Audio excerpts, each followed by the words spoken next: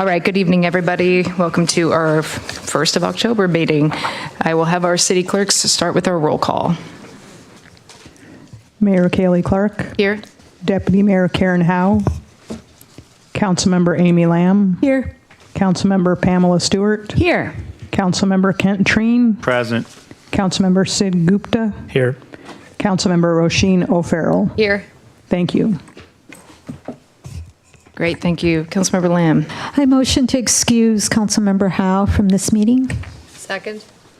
All right, moved and seconded. All those in favor say aye. Aye. Aye. Opposed? All right. Councilmember Gupta, will you lead us in the pledge, please?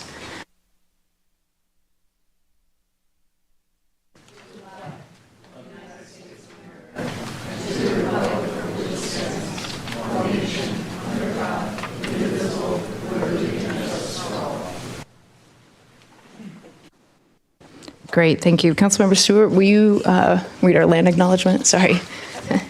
Oh, yeah. Thank you. We acknowledge that we are on the indigenous land of Coast Salish peoples who have reserved treaty rights to this land, specifically the Snoqualmie Indian tribe. We thank these caretakers of this land who have lived and continue to live here since time immemorial. Great, thank you so much. Next, I will entertain a motion to approve the agenda. So moved. Second.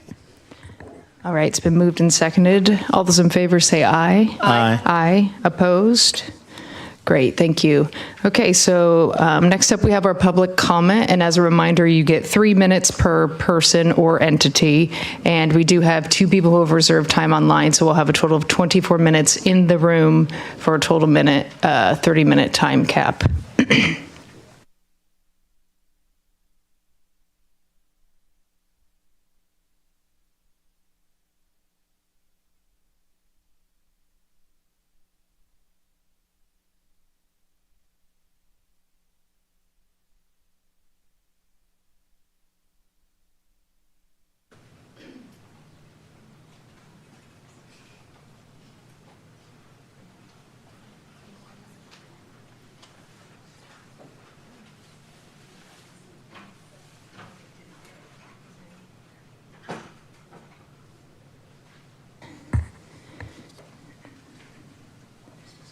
Okay, Justin?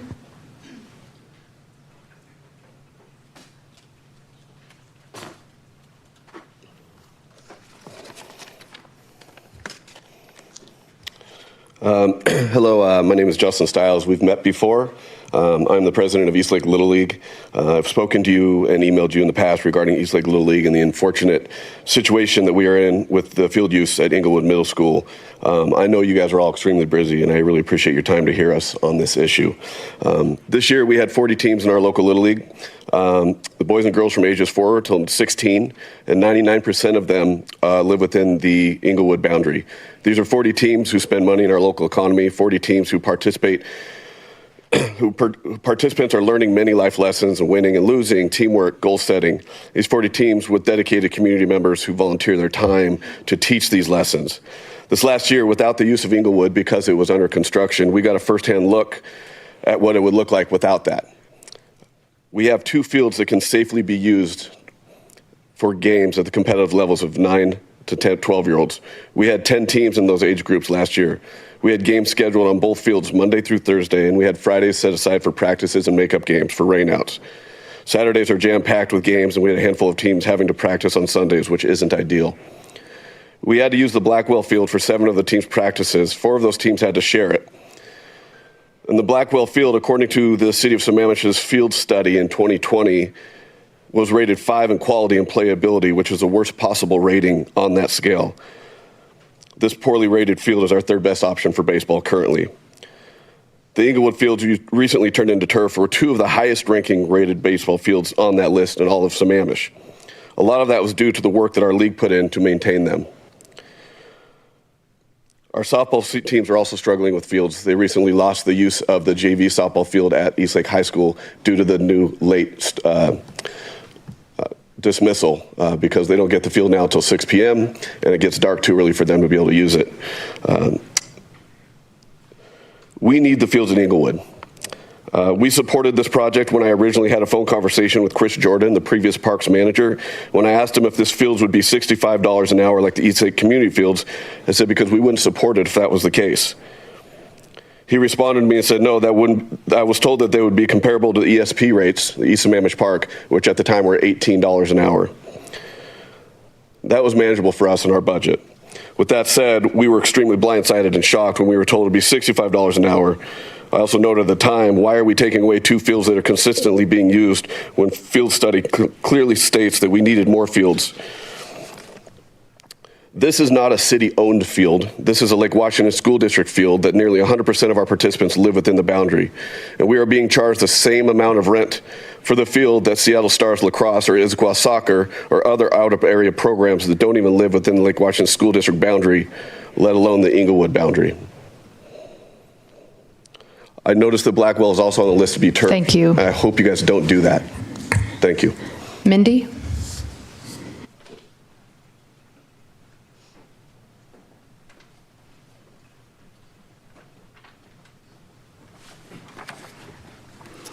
Hello, and thank you for allowing me to speak today. My name is Mindy Berg, and I'm currently the treasurer of Eastlake Little League. My family has been part of Eastlake Little League for the past 7 years. I am here tonight to discuss the financial position of Eastlake Little League and the use of the new Inglewood Middle School baseball and softball fields. Last season, our overall operating expenses totaled $144,000, and our registration revenue was only $93,000. We are fortunate to have a large community of parent volunteers that work at companies that offer volunteer matching. This revenue, along with our community donations and sponsorships, allow us to operate close to break even. This past season, we had 40 teams and almost 400 baseball and softball players. Eastlake Little League provides an opportunity for any child ages 4 to 16 that has interest in baseball or softball. Everyone is placed on a team no matter what the skill level. Our costs to play range from $99 for our youngest T-ball players to $295 for our oldest group. We also provide a family cap of $500 for those with multiple children.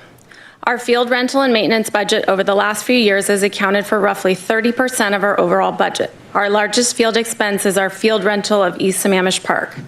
During our season in the spring, we rent both fields every day for our baseball teams. We currently pay $20 per hour per field.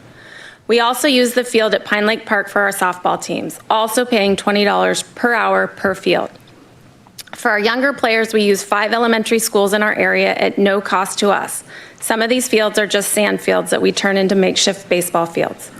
While we have not paid a rental fee for some of these fields we use, last season we spent approximately $5,000 caring for these fields, which included Blackwell and McCullough Elementary, and in the past this has also included Inglewood Middle School, the JV softball field at Eastlake High School, and East Sammamish Park.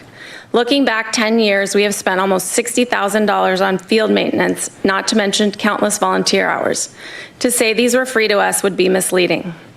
As we look forward to the 2025 season, we will continue to use the fields I just mentioned. However, we anticipate growth in our league, and we will not be able to provide enough fields in a safe manner to all players if we do not have access to Inglewood Middle School.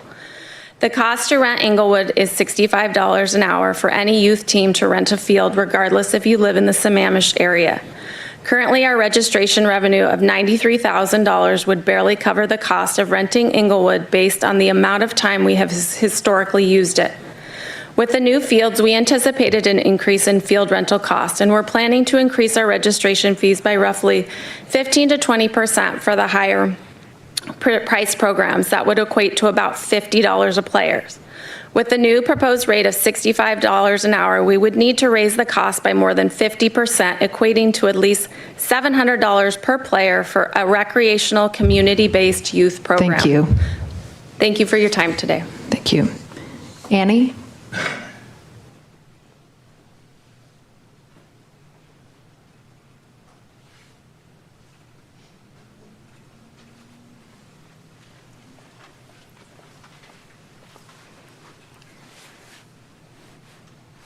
Good evening, Council, and thank you for your time today and allowing me to speak on behalf of the small businesses of Sammamish.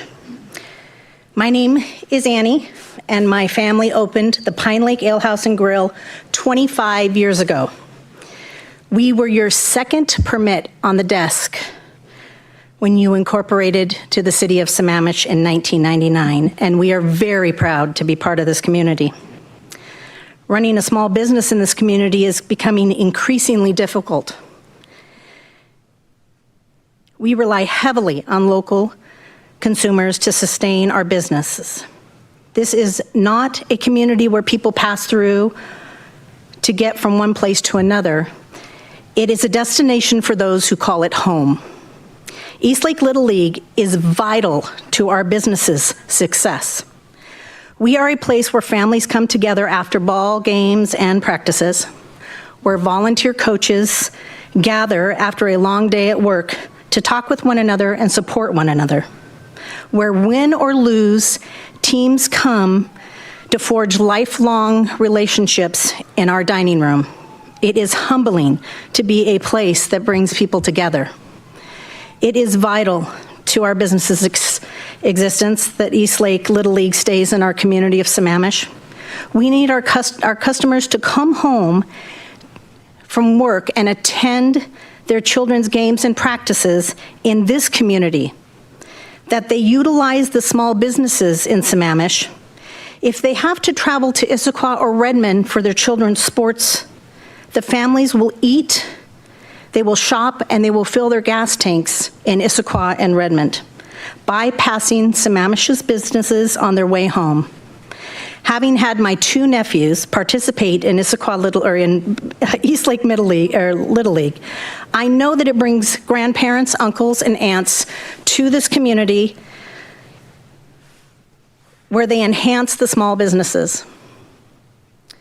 Our small business population is dwindling. Big business is becoming more prevalent, as it is extremely expensive to do business in this area. We rely on the community for our small businesses to succeed now more than ever. On behalf of myself, my brother, and my father, I humbly ask you to keep Eastlake Little League in this community, as our small businesses depend on it. Again, thank you for this platform. I'd like to invite any one of you to come down and see my father, Dennis, my brother, Kevin, and myself to discuss this very important matter. Anytime our door is open, I'm open to close Tuesday through Sunday, except for Thursdays I go home at 3. I'm a slacker. Thank you. Thanks, friends. Danny?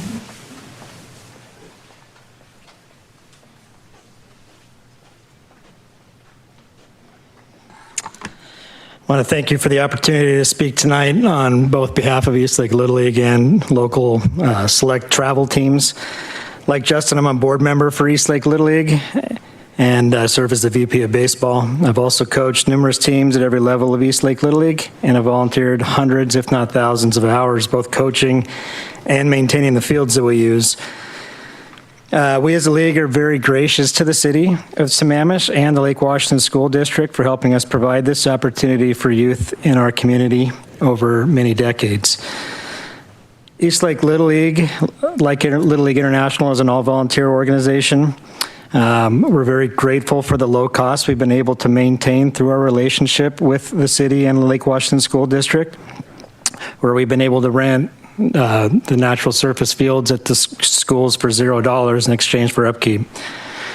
Prior to the turf construction project, IMS was a prime example of our community in action as we kept natural surface fields playable for our kids at levels ranging from instructional baseball all the way through competitive and into intermediate and senior levels. As the city of Sammamish cited in a previous study, we historically have lost a number of games due to weather. Turfing IMS and future projects are a welcome and necessary improvement to the fields and their playability. But at the recreational level, this is only true if we're able to maintain our low costs. Per conversations with Chris Jordan before his departure, it was understood that while a $0 rental fee was not feasible, we would be able to maintain a significantly reduced rate in order to keep our costs in line with both neighboring Little Leagues and an affordable rate for families that are just seeking to find a new sport. The kids I coach in select baseball could not be more excited to play on these new fields. As these kids play significantly more baseball than those at the recreational level, they naturally pay a higher player fee. We play generally rain or shine on a field anywhere in the Puget Sound. And these kids are ecstatic that these fields are now in their backyard at the school that 99% of them call home.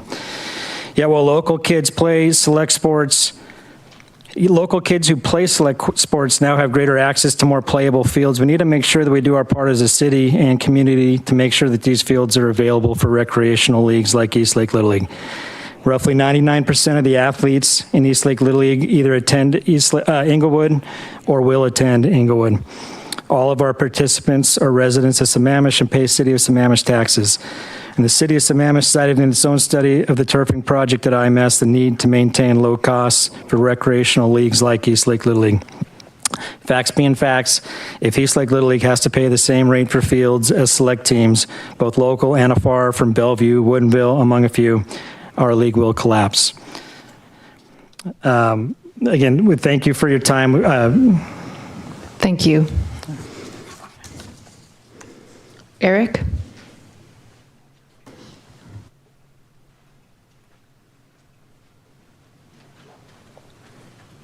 Hello, I'm Eric Obert, the president of Sammamish Little League. Thank you for allowing me to speak, and I want to just thank the employees that I work with at the city that helped me run a very useful service for our community. I want to express concern around these increased fees per hour to charge for turf fields. We are going to have BLP turf sometime before the end of the decade, so it'll affect my league with these charges. Sammamish Little League serves a large number of children in the community, fostering teamwork, sportsmanship, and healthy outdoor activity. High field rental fees will significantly strain the league budget, leading to increased registration fees. This will make participation less accessible, especially for families already facing financial challenges. Youth sports, particularly baseball and softball, are essential to the community and should remain accessible. This proposed fee would create inequity by favoring wealthier teams or organizations that can afford the higher rental fees, putting local community sports programs at a disadvantage. The demand for fields is only expected to increase, especially with new housing developments, such as the town center adding 700 units. This will create more players and teams seeking access to fields. With the new Little League rules expanding participation, it's crucial to ensure field availability at a reasonable cost for all local leagues. I propose that we maybe work together to come to a more reasonable fee structure or an altered pricing model that takes into account the community benefits provided by organizations such as Little League. I would suggest collaboration between the city and local sports leagues to find a solution that maintains field access for all without burdening nonprofit community programs. Sammamish Little League is an essential part of local fabric, and pricing out local teams could hurt not just the players' families, but also the broader community.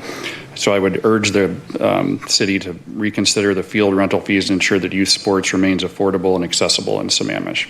Thank you. Thank you. Jeff?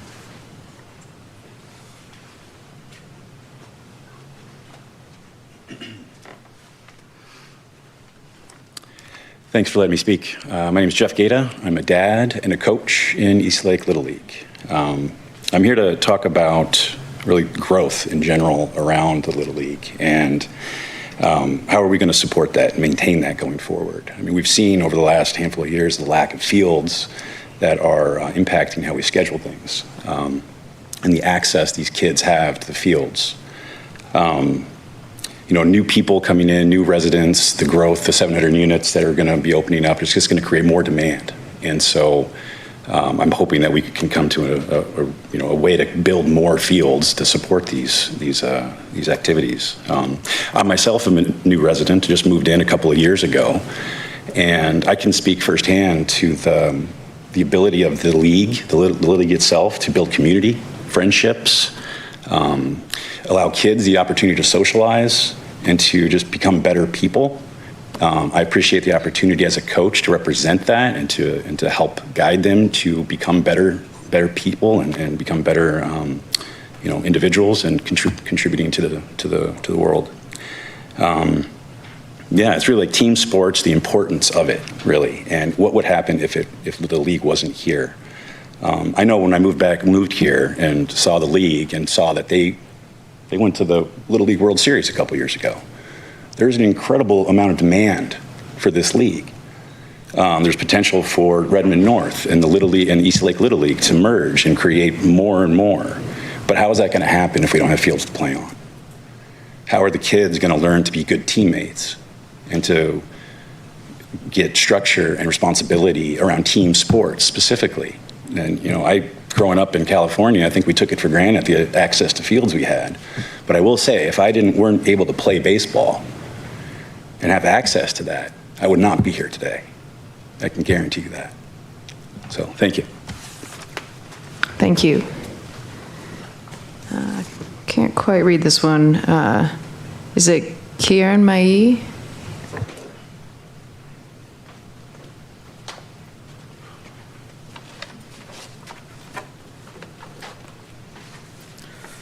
Oh, yes, that was Karen Mai, my wife. My name is Ravi Bulusu. We are residents of Lawson Park by Southeast 8th. I'm here, we received a letter in mail recently which says there was a notice of application with regards to Pine Lake Estates that's going to be built. And there's a lot that's been subdivided and new houses are coming up.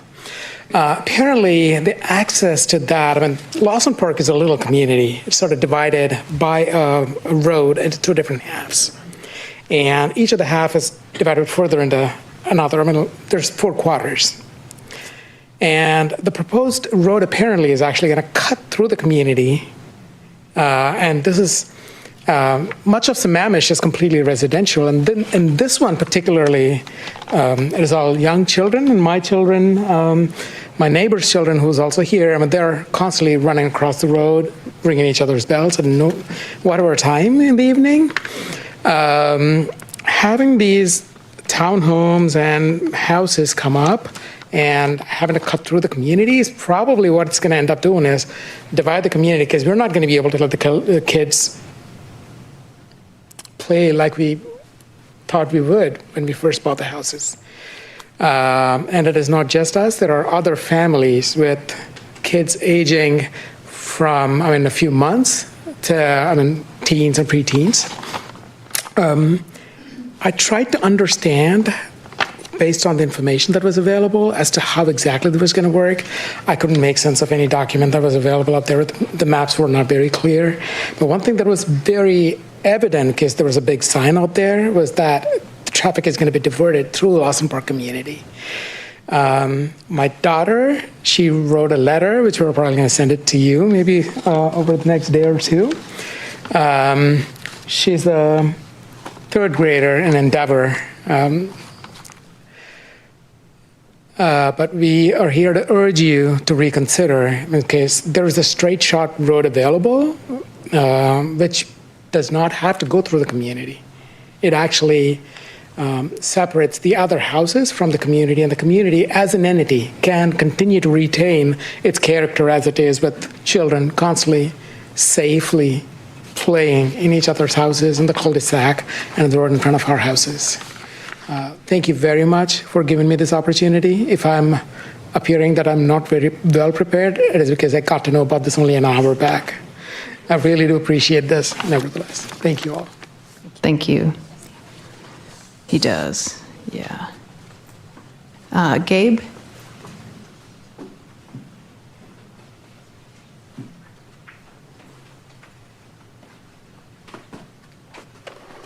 Good evening, everybody.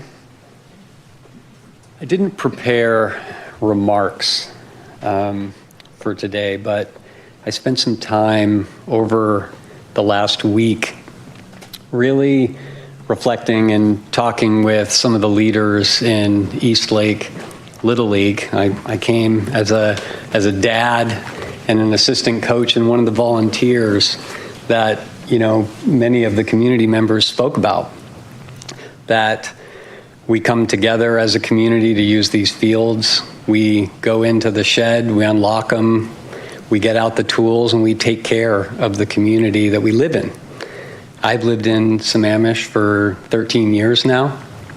We've had our son who joined us today, who's been participating in Little League and using the fields. And one of the amazing things about Sammamish is the care this chamber gives to Parks and Recreation, to the investment that you make in the community, into the fields, and it brings people to the city. Everyone that we know, that we've met over the last 12 years coming here from Seattle, and I'm a lifelong Washington resident and Microsoft employee, for 20 years living in this area and seeing it grow, is the desire to move here, to be doing these types of family activities, to invest in the community. And it's startling to me when I talk with colleagues at work and outside who live in other areas who can't wait to come and use the fields and be in this community because their children who play baseball like mine want to come here. They want to use these fields. They want to come to Sammamish, and they want to be able to pay in order to use this. And I'm reflecting upon the disproportionate impact that can have if we're not thinking together as a community. How do we do things in a way where it's not disproportionately affecting the kids that live here? And when I hear statistics like over 90%, think about that for a second, the 90th percentile of kids that are playing on these fields live here in Sammamish, in these leagues. And when folks outside of Sammamish can come and pay a market price and a fair price to use this amazing investment that the community cares for and the community is built around, and it has an outsized impact on shoving these kids out of being able to use these fields, we have a problem. And it's something that we have to work together as a community to sort out. It's these unintended consequences that we tend to have to live with. And I just know the commitment that the city has to these fields and to the community that will live up to the commitment we have to transparency, right? I know that this is an important goal of this chamber and something that we need to work towards. I know that my time is up, but this is something that didn't seem particularly transparent to the community about how Thank you. would happen. Kimmy?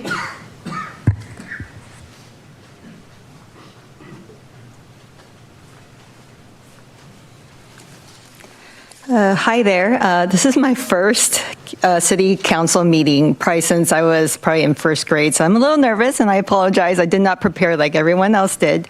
But today I'm going to speak from the heart as a mother. And I'm talking about the same thing that my neighbor Ravi talked about, Lawson Park, 228th Avenue Southeast. Place Southeast, the plan to open up a road that will cut into our cul-de-sac area and change the traffic patterns. So first off, I came to Sammamish about 3.5 years ago. I know very specifically when I came because I was pregnant at the time. I moved on a Wednesday. Last day of work was Friday, and then Saturday my second son was born. So I've lived in Sammamish since my second son was born. And we moved to Sammamish because we lived in Seattle, and Seattle is a great place, but it is not very family friendly. So we moved to Sammamish with the goal of becoming lifelong Sammamish residents, raising our 2 kids. I have an older boy who's 6, younger boy is 3, raising them so that they can forge lifelong friendships with their neighbors. And what really drew me to Lawson Park was it was a cul-de-sac. There's a park right next there. It's very safe. It's easy to ride bikes, play chalk on our driveway, and just have impromptu play dates, which is what we've been having since we've moved there, and it's been so wonderful. I've gotten to know my neighbors here, our direct neighbors next to us, who have a 5-year-old now, and so pretty much every night when the weather's nice, even sometimes when the weather is not so nice, we will be outside playing, and I really want to keep that energy going for as long as my kids are willing to have play dates in the street. I definitely do feel that the cul-de-sac has so much benefit. My 2 sons have learned how to ride their bikes there, their scooters there. I feel safe having them outside, not worrying about car traffic. And I do feel that by opening the road to that new community next to us, that will definitely change traffic patterns. They sent a letter to us, and it's not very clear in terms of how the road is going to be set up, if it is set up, if there's going to be stop signs, how it's going to, again, affect the traffic into our current cul-de-sac. So as a mother, again, I really hope that City Council will take this seriously in terms of how it will affect our community, the friendships that we have forged over the years in terms of providing a safe, continued environment for our kids to grow up in. Thank you. Thank you. Steve?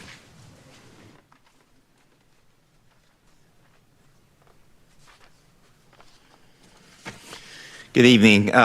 My name's Steve. I am a Sammamish resident. I also work for a multifamily development firm. I'm here to talk about the comp plan, but I do want to mention something about all these supporters of baseball. I don't think there's a better way to build community than those that are involved in the sport of baseball, particularly with the youth. So whatever you can do to support them, I think would be much appreciated. And it really is I know a lot of people involved in baseball, and so they need help. And so hopefully you can provide that. In my day job, I have the opportunity to work for a number of different jurisdictions, and I commend council for looking at the comp plan changes. I'm assuming one of the priorities is housing and supply of housing, and that there's not enough for the population that needs it. And in my day job, as I talk to a number of people, particularly in council in different jurisdictions, the market has presented a number of challenges, but they asked me also what are the other reasons for the situation we're in, and frankly a lot of it is failed policy. And so I am asking for a very holistic view as to what the comp plan is addressing, the market conditions, and I think the efforts that you're taking are commendable, and we just need to make sure we make the right decisions. Two things in particular that I'd like to request that be looked at. One is flexibility within the code for various uses as well as density. The more flexibility, particularly in a market that's evolving, is always going to be beneficial in my opinion. So I would ask that I guess any guidelines not be so rigid with regard to what is requested.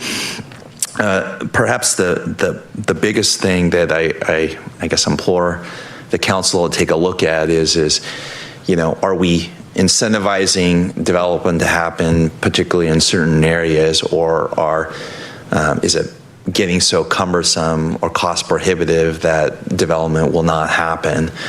A lot of people in the development field, right now are migrating to different jurisdictions where there's tax incentives, tax exemptions. You may have heard about a multifamily tax exemption. Those are very, very popular in certain jurisdictions, and it is working. Those that aren't using it, are having trouble getting developments done. Thank you. Thank you. Tom?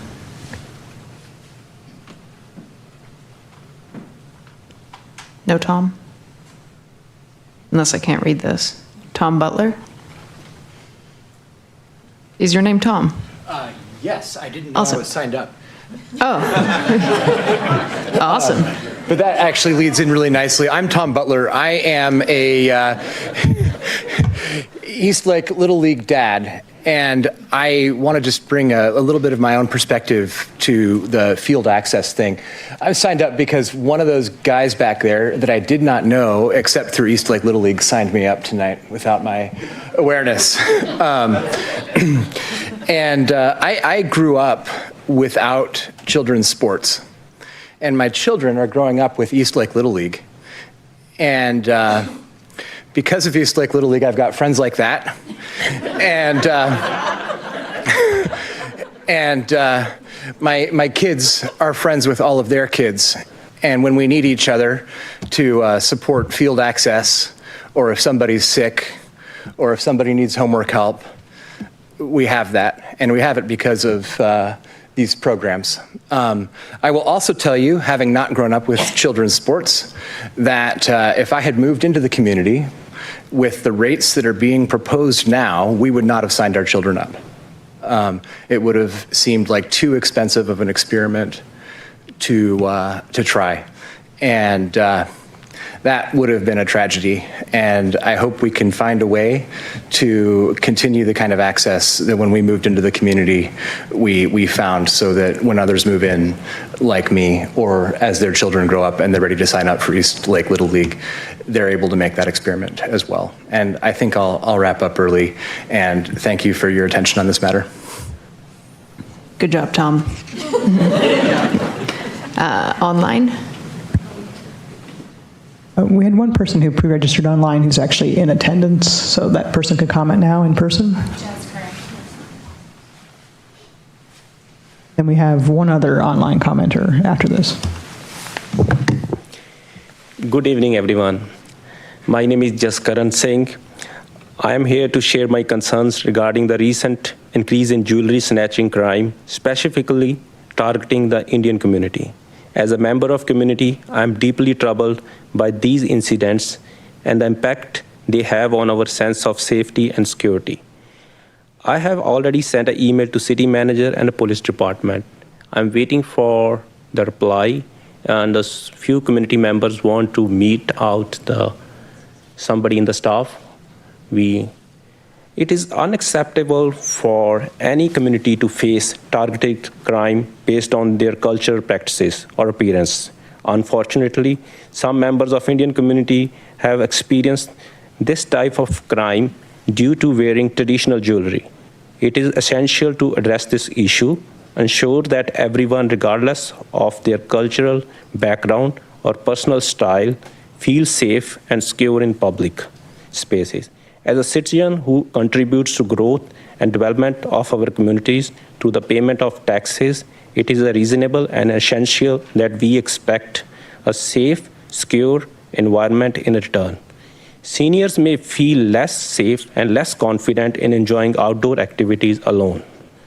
Our senior citizens have contributed significantly to the development of and growth of the country. They deserve to be supported and have access to services that enhance their quality of life. Public safety is a fundamental aspect of any well-functioning society. It is the responsibility of our governments to ensure that our communities are protected from harm. Jewelry snatching is crime and can cause physical and emotional trauma to victims, while also eroding the public confidence in the safety. We understand that combating crime requires a collaboration effort between residents and local authorities and law enforcement. We believe it is crucial to address this issue head-on before it escalates. This month is like a festival season for most of the Indian community. They will be going to the temples, traveling around and walking, and they want to feel safe at their house. Please do the needful, and so that they can live freely, walk freely, and drive safely. Thank you. Thank you. Okay, online caller. If the pre-registered online commenter would like to speak, please raise your hand.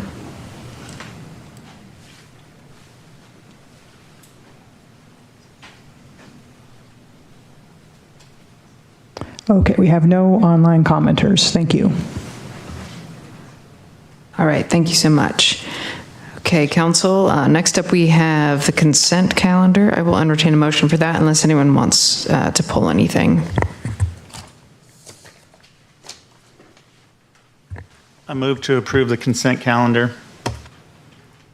Second. All right, moved and seconded. Any questions? All those in favor say aye. Aye. Opposed? All right. Okay, so on to our proclamations. I think Councilmember O'Farrell is first. Thank you, Mayor. Wait, sorry, I messed up. I did not mess up. I should go? Okay. Breast Cancer Awareness Month, October 2024. Whereas October is designated as Breast Cancer Awareness Month, a time to honor those affected by breast cancer and to raise awareness about the importance of early detection and treatment. And whereas breast cancer is the most common cancer among women in the United States, with an estimated 310,000 new cases expected in 2024 alone, and approximately 1 in 8 women will be diagnosed with the disease in their lifetime. And whereas advances in early detection and treatment have improved survival rates, with a 99% 5-year relative survival rate for cases diagnosed at the localized stage, and over 4 million breast cancer survivors currently living in the United States. And whereas breast cancer affects individuals regardless of age, gender, or ethnicity, with disparities in outcomes among different groups, including higher mortality rates among Black women and disproportionately late diagnosis for Hispanic women. And whereas the theme of this year's Breast Cancer Awareness Month is "No one should face breast cancer alone," emphasizes the importance of community support, solidarity, and the provision of resources for individuals affected by breast cancer. And whereas it is vital to increase awareness, support research, and promote education about breast cancer to empower individuals to make informed health decisions and encourage early detection through regular mammograms and self-exams. And whereas we encourage our community to engage in educational initiatives, fundraising events, and support programs to contribute to the fight against breast cancer and to promote a message of solidarity and hope. Now, therefore, it is resolved that Mayor Kaylee Clark, on behalf of the Sammamish City Council, do hereby proclaim October 2024 as Breast Cancer Awareness Month in the City of Sammamish, and call upon all residents to participate in activities that will increase awareness, support research, and show compassion for those battling breast cancer, ensuring that no one faces this disease alone. Great, thank you. Councilmember Lamb? This is a proclamation for Domestic Violence Awareness Month for October 2024. Whereas domestic violence affects millions of individuals across all communities, regardless of age, gender, socioeconomic status, race, religion, or nationality. And whereas the physical, emotional, and psychological harm caused by domestic violence can have long-lasting effects on survivors, their families, and communities, necessitating comprehensive support and resources. And whereas the theme for Domestic Violence Awareness Month 2024, Heal, Hold, and Center, emphasizes the importance of healing from trauma, holding space for those impacted by violence, and centering survivors in our efforts towards prevention, recovery, and advocacy.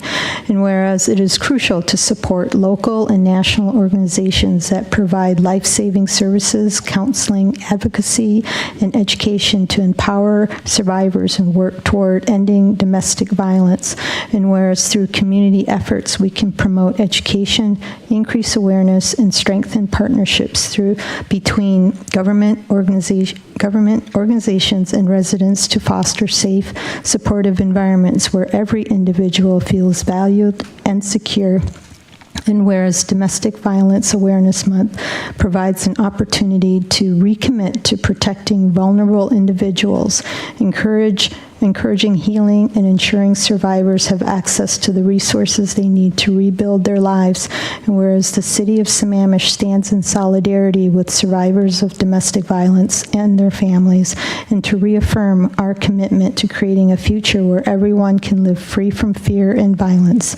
Now, therefore, Kaylee Clark, Mayor of Sammamish, on behalf of the City Council, hereby do proclaim October 2024 as Domestic Violence Awareness Month in Sammamish, and urge all residents to participate in supporting survivors, raising awareness, and advocating for lasting change. Great, thank you so much.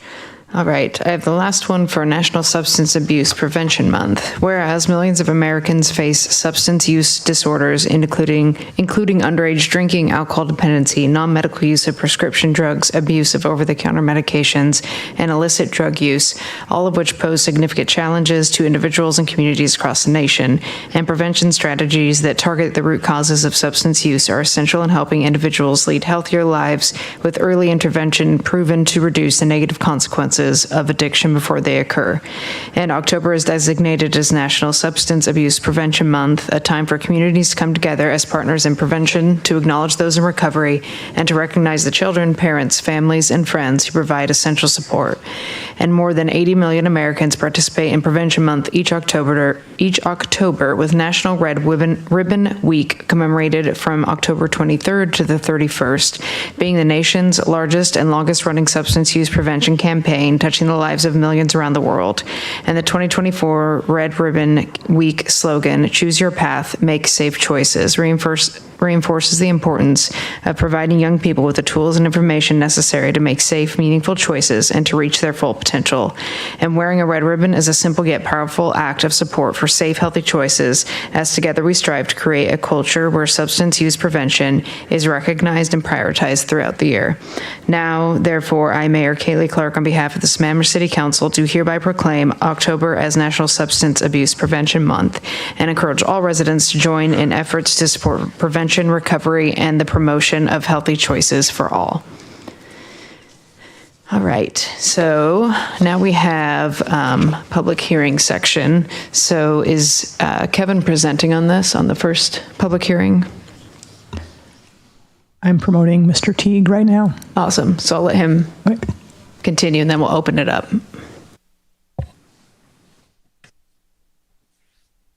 All right. I'm hoping you all can hear me. Thank you, Madam Mayor and City Council, Mr. City Manager. For the record, my name is Kevin Teague, and I am the Deputy Director for Parks, Recreation, and Facilities. With me tonight, I'm hoping John Arnold is online. He is our Facilities and Internal Services Superintendent. The city's equipment rental and replacement plan calls for the replacement of 9 vehicles and 4 pieces of equipment owned by the city this year. Staff are seeking council's approval to declare those vehicles and equipment as surplus. The cumulative estimated value of the vehicles and equipment is $155,690,000. Excuse me, let me say that again, $155,690, which requires the approval of the City Council. Surplus vehicles or equipment will be sold at an auction, and the proceeds credited to the Equipment Rental and Replacement Fund. In accordance with RCW 35.94.040, when the city determines equipment originally acquired for public utility purposes is no longer required for public utility services and has an estimated value greater than $50,000, the city must hold a public hearing prior to disposing of such surplus property. So if it pleases the mayor, you may open the hearing. Great. Thank you, Kevin. All right. So we are going to open this public hearing for Resolution 2024-1068. I don't know if anyone signed up to comment on this specifically. Okay. Council, I will open up to you for any questions for Kevin and or John.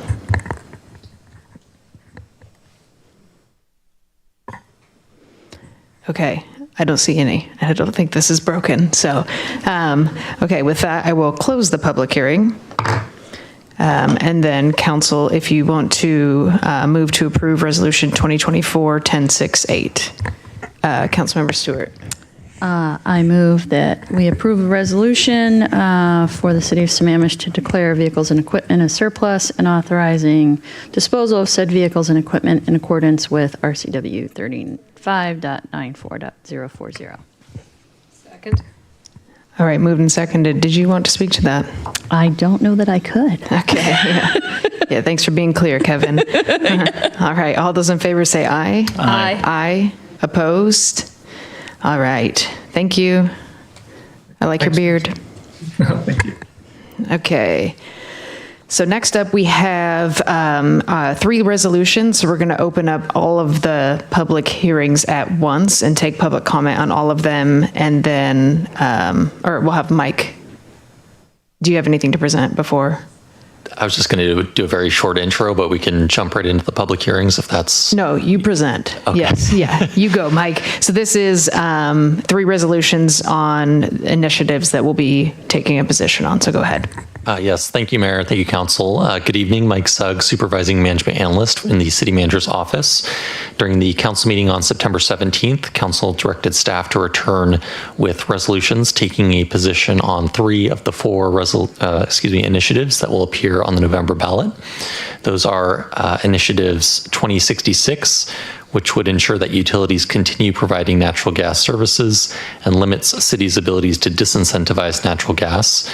Initiative 2109, which would repeal the 7% capital gains tax on long-term assets over $250,000, and Initiative 2117, which would repeal the Climate Commitment Act. Your packet this evening includes 3 resolutions taking an opposing position on each of the 3 initiatives. Council will first need to open a public hearing to give the public an opportunity to express supporting or opposing views. Staff recommends opening the public hearings for all 3 resolutions at the same time. Once those are closed, Council may deliberate and vote on each resolution separately. And with that said, I'll go ahead and turn it back over to you, Mayor. Great, thank you so much, Mike. Okay, so we are opening the public hearings for Initiative 2066, 2109, and 2117, and we'll open it up for public comment first.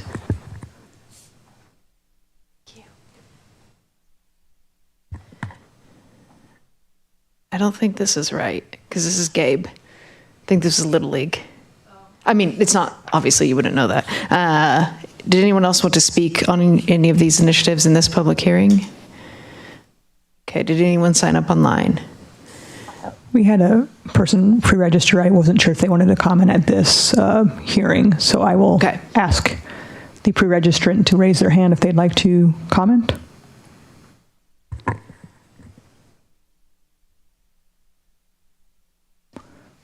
Okay, no public hearing commenters. Thank you.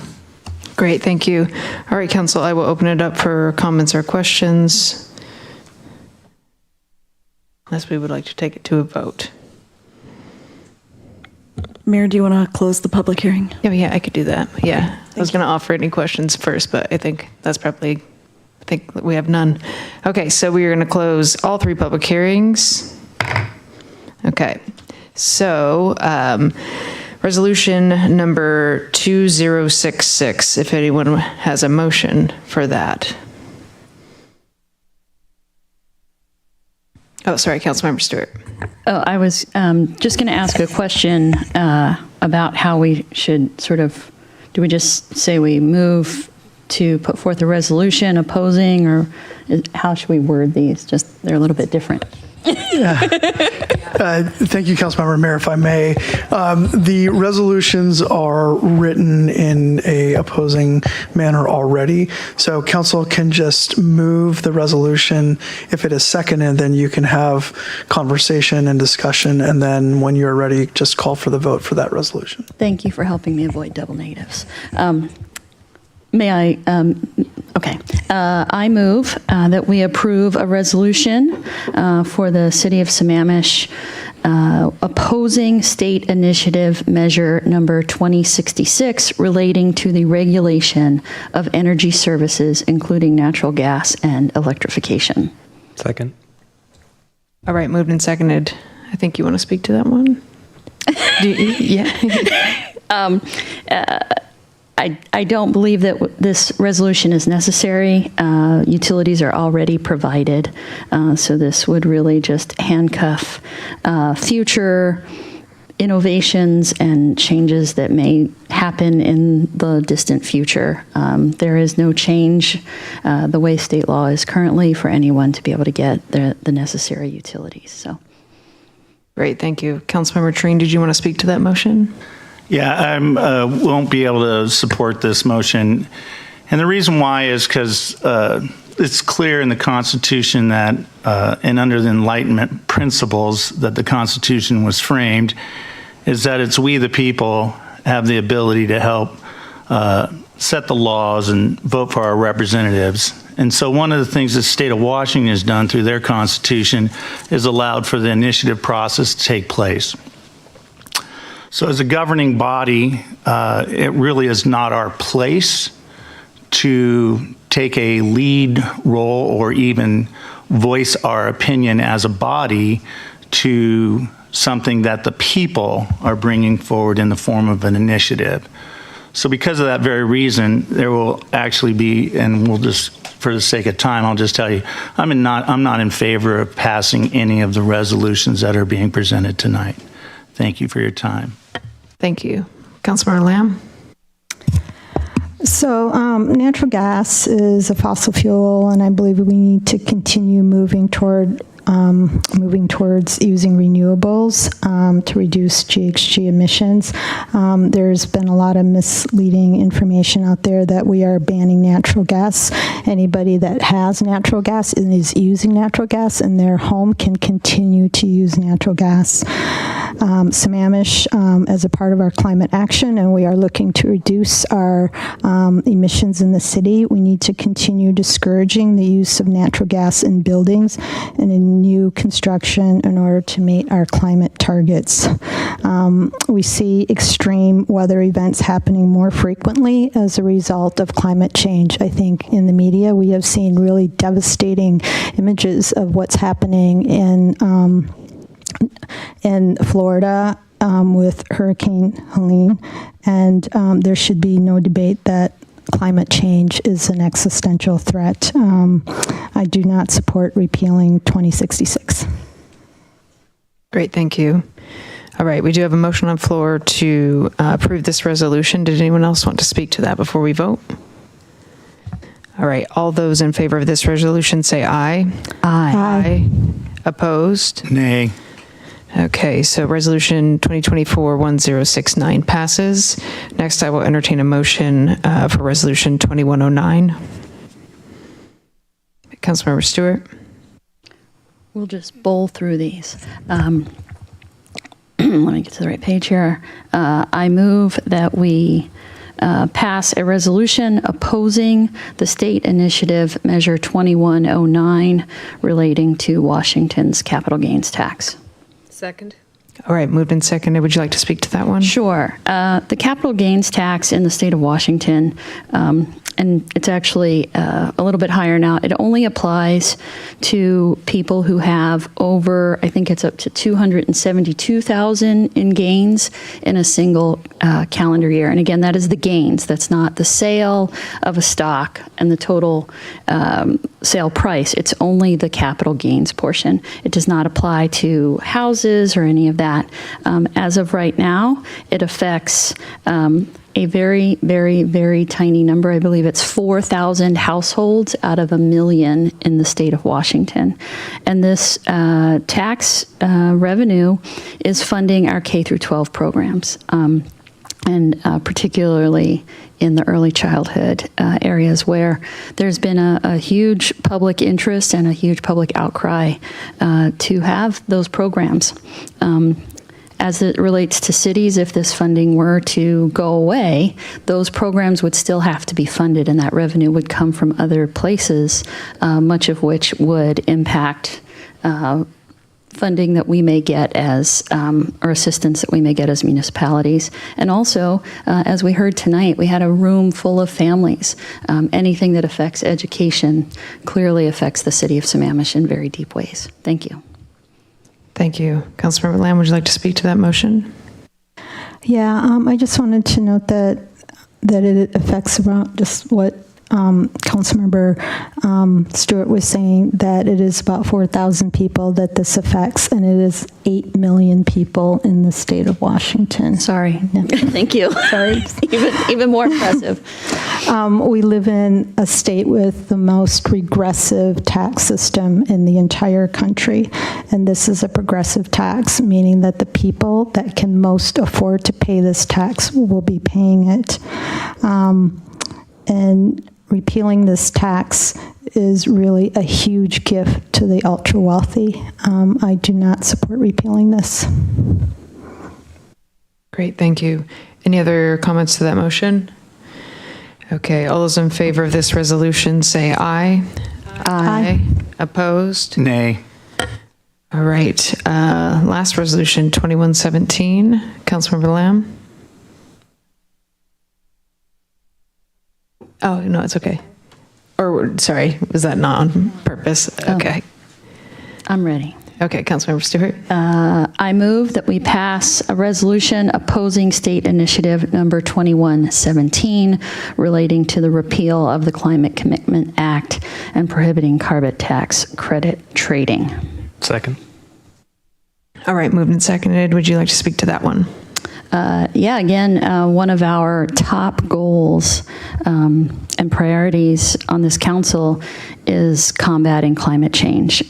Councilmember Lamb already spoke to some of the devastation. There are multiple articles that you can read about why Hurricane Helene was so bad, and the primary driver of that is the burning of fossil fuels. So this Climate Commitment Act is critical to help disincentivize those who produce the most pollution, and the revenue that has been collected from that is being put back into the communities that need it most, and combating the effects of climate change, mitigating to those, and creating some very good paying green jobs. So again, it has a huge impact on our city, on the revenues that municipalities receive, so that we can implement our climate action plan. Thank you. Thank you. Councilmember Lamb. I'd like to mention that the Climate Commitment Act is supported by numerous big companies. This includes Microsoft, BP, which is a large oil company, Amazon, REI, Puget Sound Energy, Republic Services, numerous clean energy companies, unions, environmental groups, the Snoqualmie Indian Tribe, the Seattle Times, and many more. And it's not abstract. The Climate Commitment Act has so far, it has funded helping low-income families on the east side get heat pumps. It is converting 3 of the state's ferries to hybrid electric. It has funded the new electric ferry in Anacortes. It is funding electric vehicle charging stations, fish passage projects, solar and battery projects, and improving the urban tree canopy. I understand that there's a lot of people who keep on bringing up that it's leading to higher gas taxes, and I do agree that lawmakers do need to take a look at how this is affecting our gas prices, but that shouldn't mean that we should basically kill this this policy, which in fact is making a significant positive impact on the climate. Thanks. Sorry, I don't have names on here. I just need to count. Councilmember Roisin. My full title tonight. I just wanted to say that I was interested in taking a stand on these particular resolutions because the passing of these resolutions by electorate will directly affect the city's ability to carry out its business. It will have direct effect on our revenue stream and on our council goals. So that's why I think it's appropriate that council will take a stand on these particular issues. Thank you. Councilmember Treen. Yeah, thank you, Mayor. It seems to me that my comments have gone unheeded, but at the same time, it just seems to me that the rhetoric spoken from the dais tonight is politically charged, and I find it borderline on offensive. Thank you. All right, anyone else want to speak to that motion? Okay, all those in favor say aye. Aye. Opposed? All right, so all 3 resolutions have passed. Thank you so much, Mike, for your help. Okay. Budget. So we're back with Vicky and Scott on the CIP.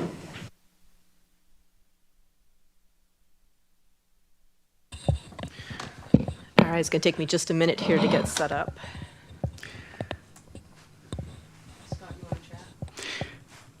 Yeah, thank you, Mayor. While Vicky gets set up, I will start talking, and she will catch up with the presentation when we get there.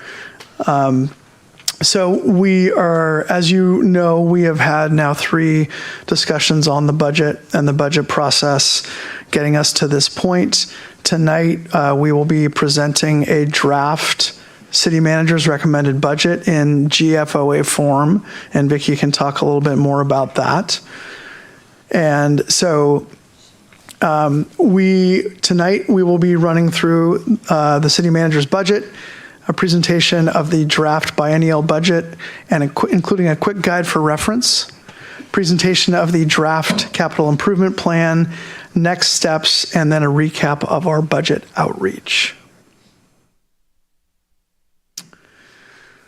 So one of the parts of the GFOA budget is it includes a city manager's budget message, and that is at the front of the GFOA budget. Hopefully you had a chance to take a brief look at it.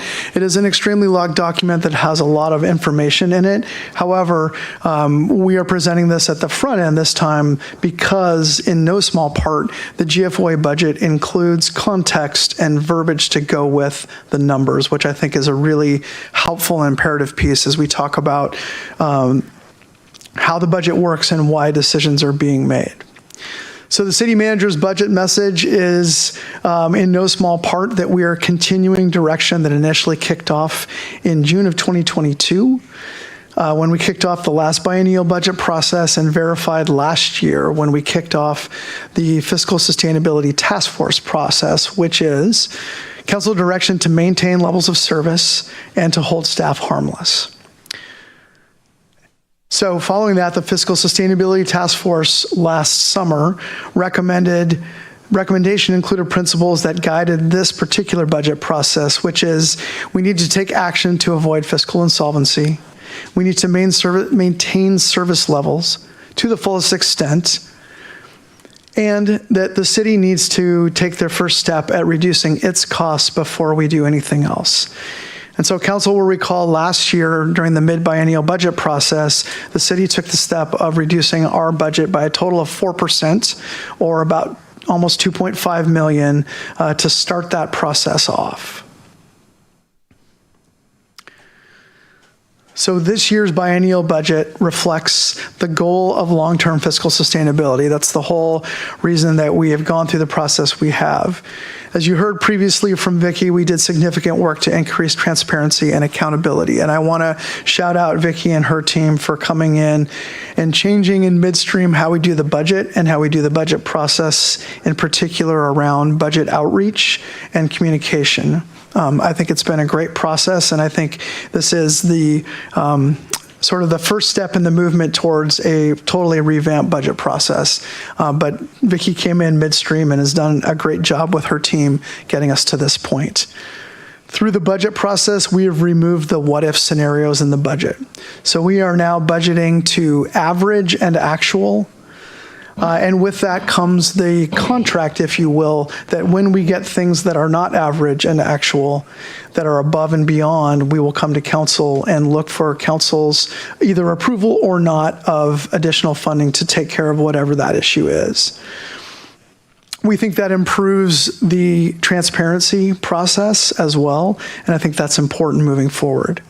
We've also developed the city's first comprehensive capital improvement plan, which again, 2 years of the CIP is the budgeted amount, but the other 4 years are really critical to see so you understand if you're starting a project in the second year of the biennium that dollars will be spent potentially in out years in the biennium and about what we are actually committing to.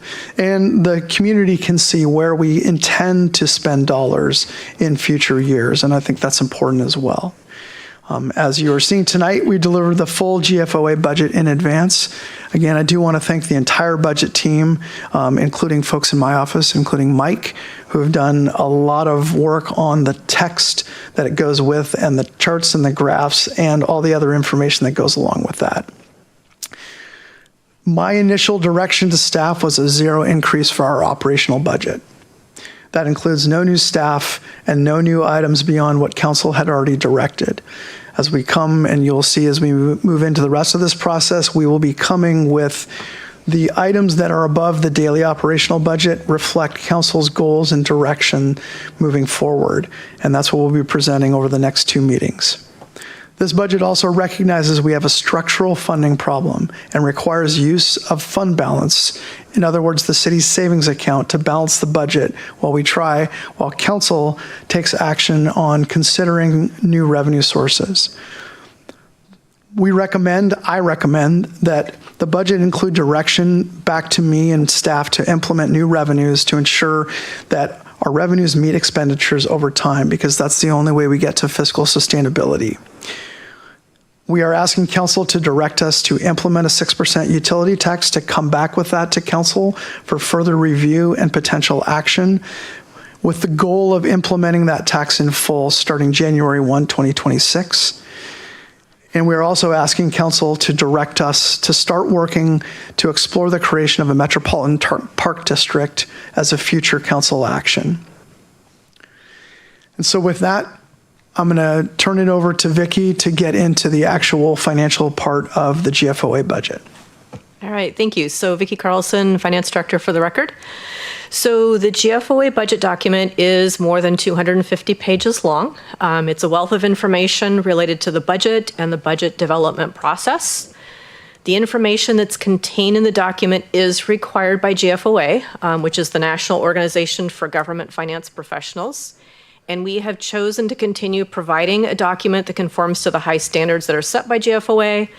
We don't go through all of this work to win an award, but to demonstrate that we comply with current best practices and that we have given you sound whys behind the numbers.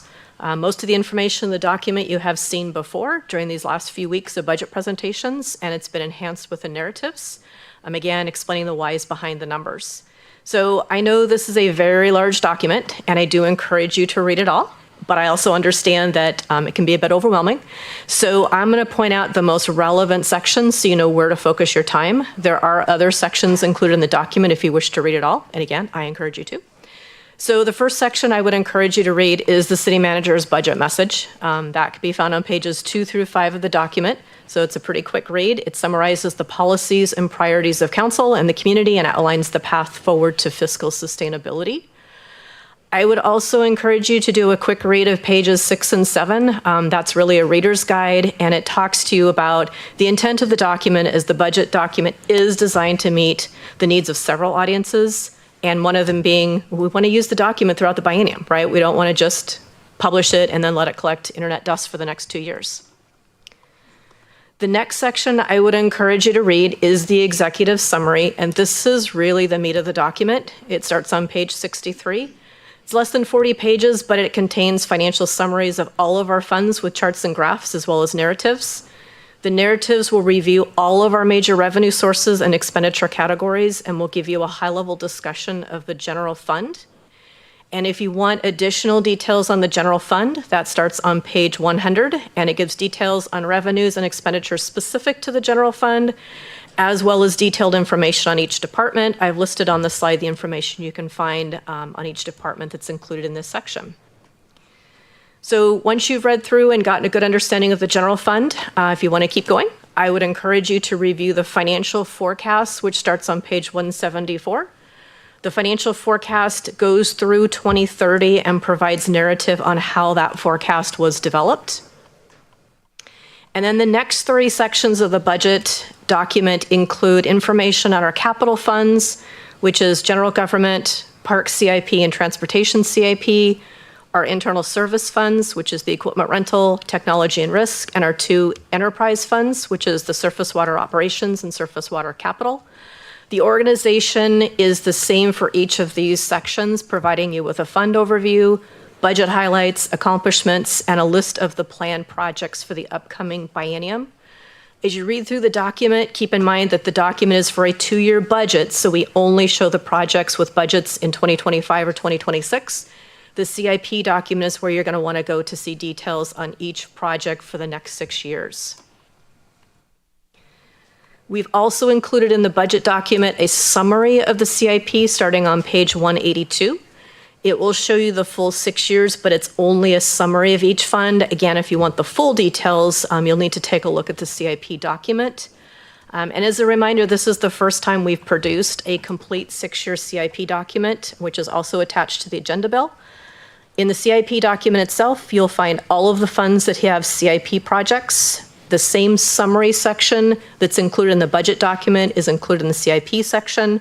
And each CIP project has its own page that includes narratives on the project cost, funding for the project, as well as the timeline, as many of the projects are not completed in 1 year. And I do want to do my own shout out here. A significant amount of work has gone into the development of the budget, as well as both the budget and CIP documents. So I do want to take a minute to publicly thank Chris Giannini, our Deputy Finance Director, who has invested significant time working on the numbers that are included in the budget document.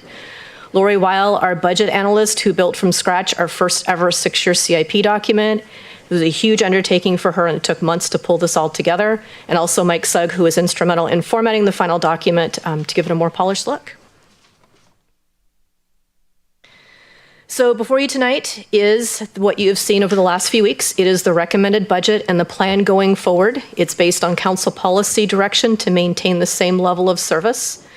The plan, which confirms the recommendation of the Fiscal Sustainability Task Force, includes the implementation of a utility tax with an effective date of January 1st, 2026, and to begin planning for a voter-approved Metropolitan Park District. Language will be included in the budget adoption ordinance to direct staff to implement the utility tax and to begin working on the MPD. As part of this plan, we are budgeting to use existing savings to balance the 2025-2026 budget. But I want to be clear, this is not sustainable. It takes time to implement a new revenue source, and that clock doesn't start ticking until you say go. If we start working on the utility tax now, I am confident that we can have it implemented by 2026, but it does take time to draft the legislation and do the outreach and education necessary to successfully implement a new revenue source. Then we need to identify and reach out to all of the utility providers. The most difficult and time-consuming, as I've mentioned before, is the telecom companies, because there are a number of them and we have to figure out who they are. And we also need to gear up to record the tax receipts and compliance auditing. The MPD is at least a 2-year, if not longer, runway to get it ready to place on the ballot. And again, the clock doesn't start ticking until the budget ordinance is approved. If the ordinance is adopted as presented, next year will be focused on getting the utility tax implemented and beginning to work on bringing an MPD to the voter. And just as a reminder, we are facing a fiscal cliff that arrives in 2028. 2028 is the year we have to start eating into our required reserves, and 2029, if we do nothing, it is gone. So we do need to take action now. We cannot bridge this gap and maintain existing service levels without new revenue sources. Plural, we do have to have just a utility tax and something that's voter approved, most likely a Metropolitan Park District. And without new revenue sources, then we have to be talking significant budget reductions. That means we'll be getting out of lines of business and reducing service levels on existing services. Because the fiscal cliff is approaching, if there is a desire to amend the budget by increasing it, then we need to either identify a revenue source or we will need to identify reductions elsewhere. If we add to the budget by using existing fund balance, it just brings that cliff to us closer that much faster. And I want to pause before I go on to a more fun topic to talk about, which is the budget outreach.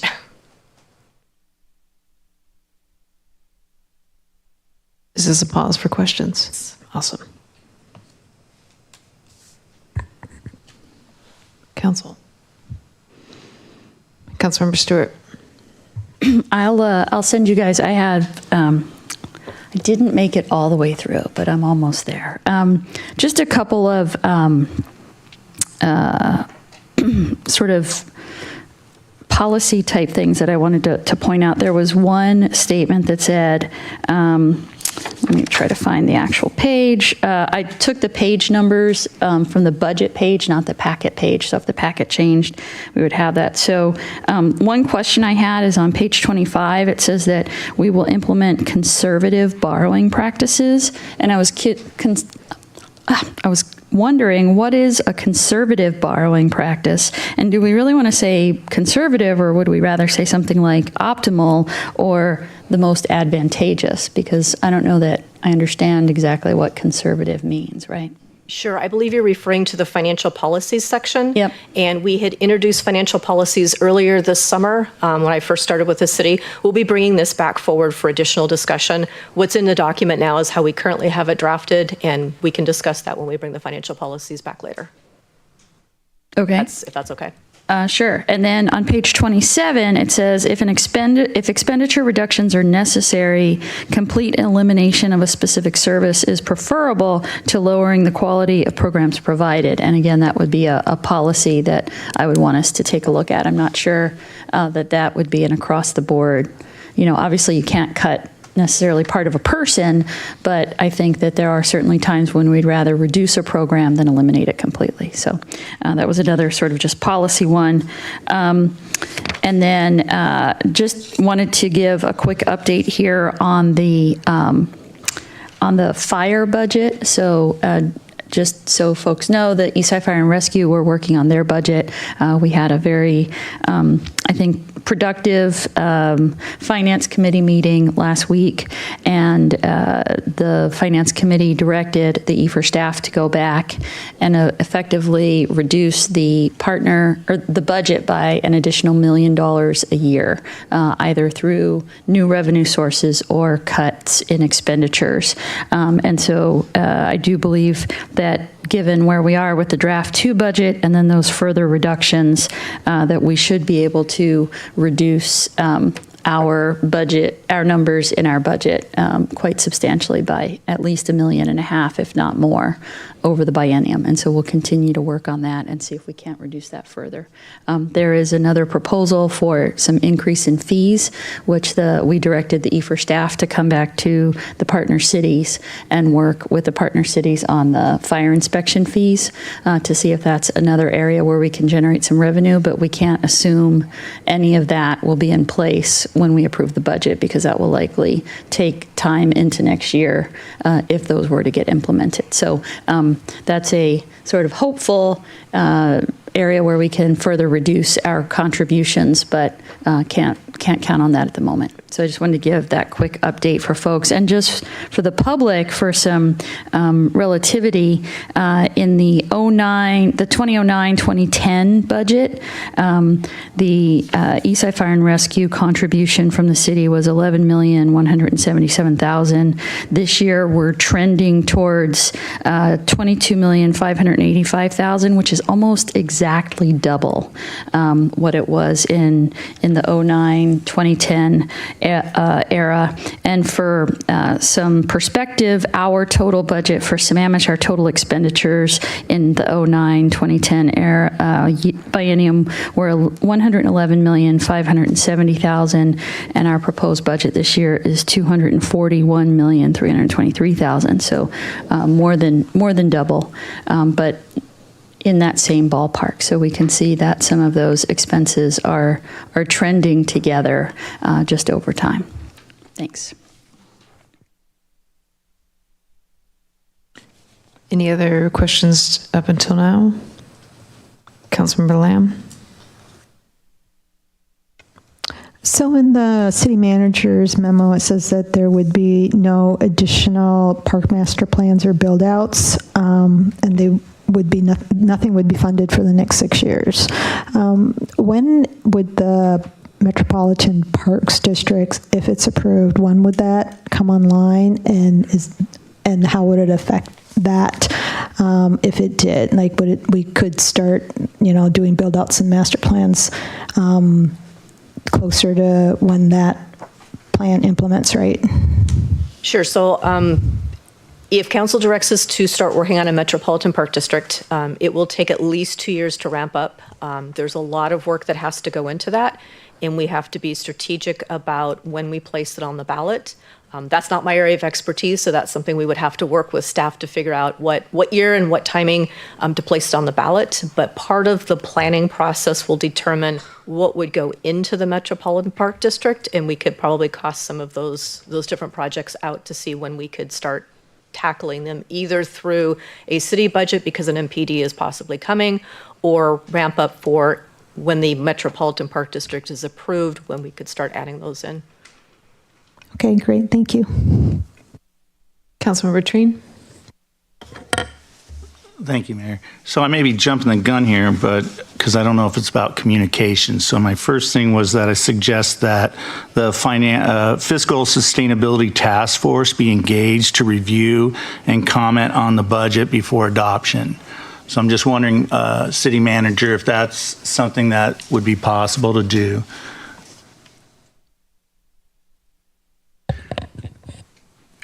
Councilmember Trine, I think we have not had the opportunity to reach out to task force members to ask them to do that. I think my response to that is that we are following the recommendation from the task force about what we're bringing forward, and we're mirroring what they recommended last year. And so I guess my question for all of you would be, what would you be asking them to review that would be different than what they did last year? Well, I would be asking them to review the actual budget and then making recommendations or comments to those. And that group was definitely seeking that when they stopped their work. They wanted to still be a part of the process. So I think that would be it. And so one example too that I would ask them would be, and I don't know if this also is where we should be heading tonight, is the work plan. So when I look at the work plan that's been presented, in my opinion, there are adjustments that need to be made. And then what I don't know then is what's the cost of making those adjustments. So if climate example would be the tree ordinance, and then the order of the other two opportunities that need to take place in that, the regulations and then ROW tree study, completion. So it just seems like those are in the wrong order.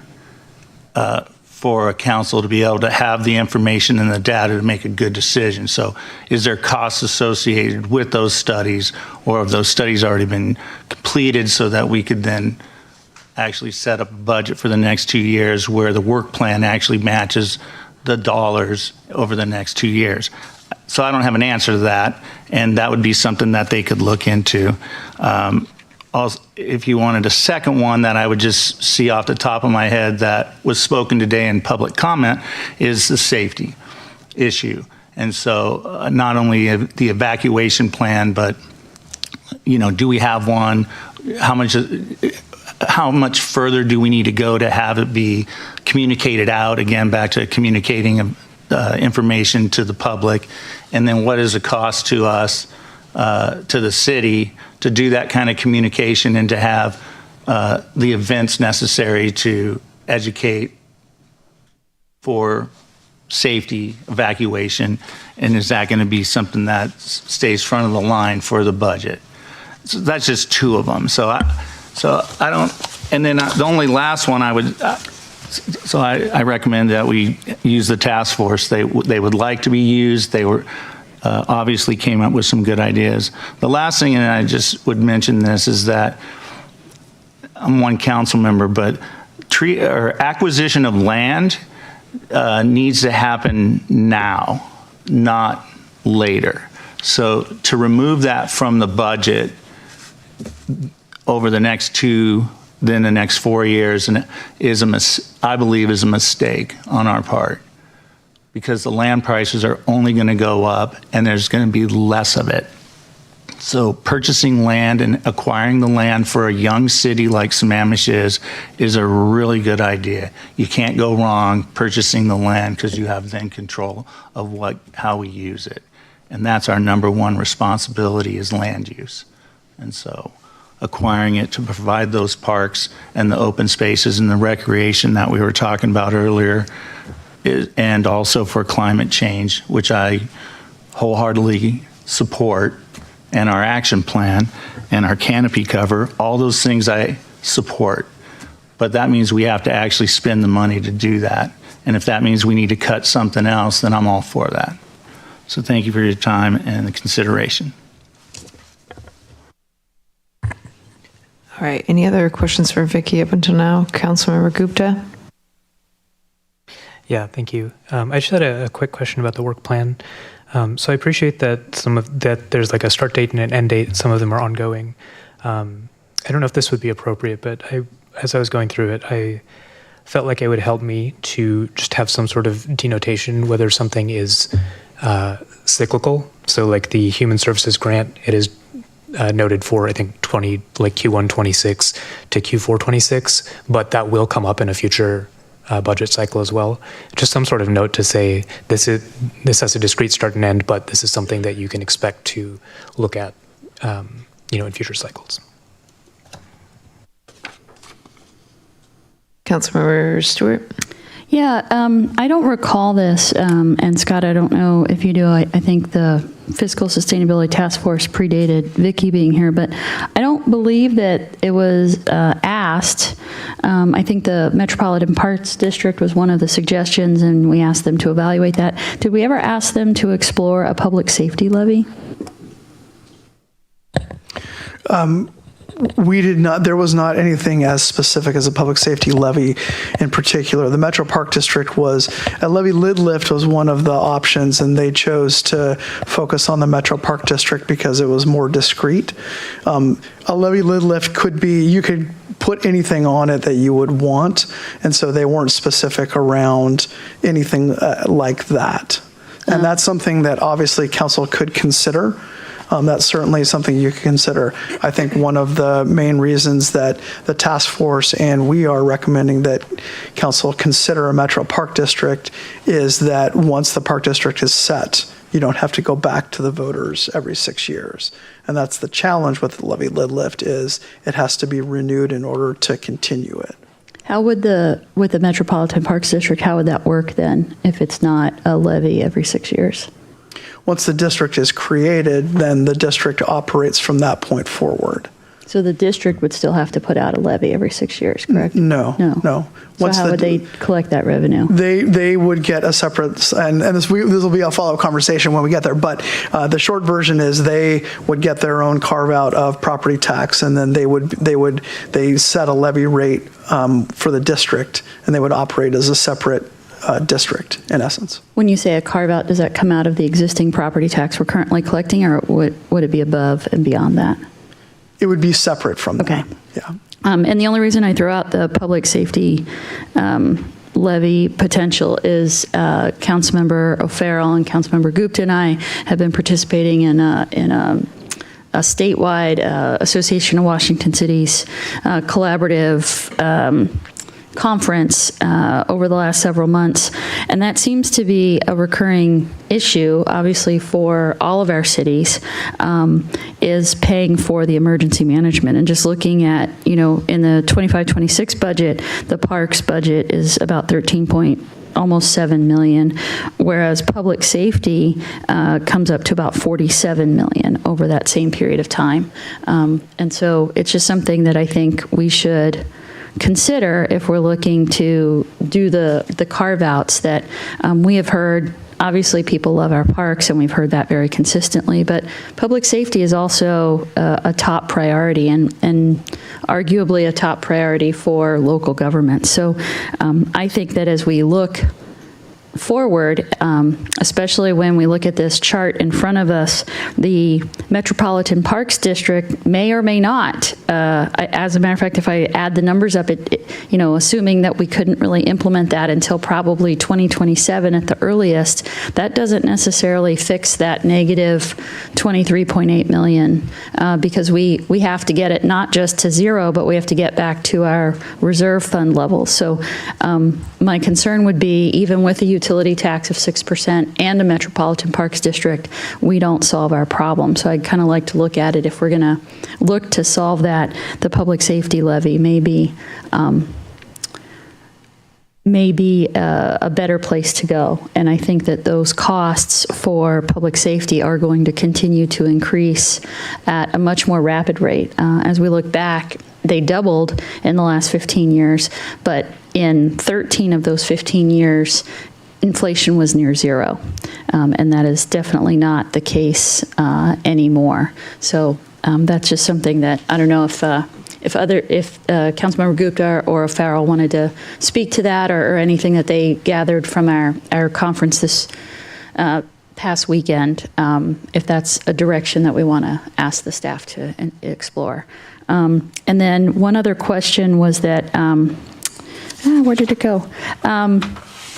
For our capital expenditures, and one, I wanted to take a minute and thank staff, thank you Scott and Vicki and all the staff for really going back and looking at the budget and budgeting to actuals. I think it's really helpful that we kind of budget to what we've actually been spending in recent years and not having all of what you call the what ifs or some of that fluff in there. I really appreciate that.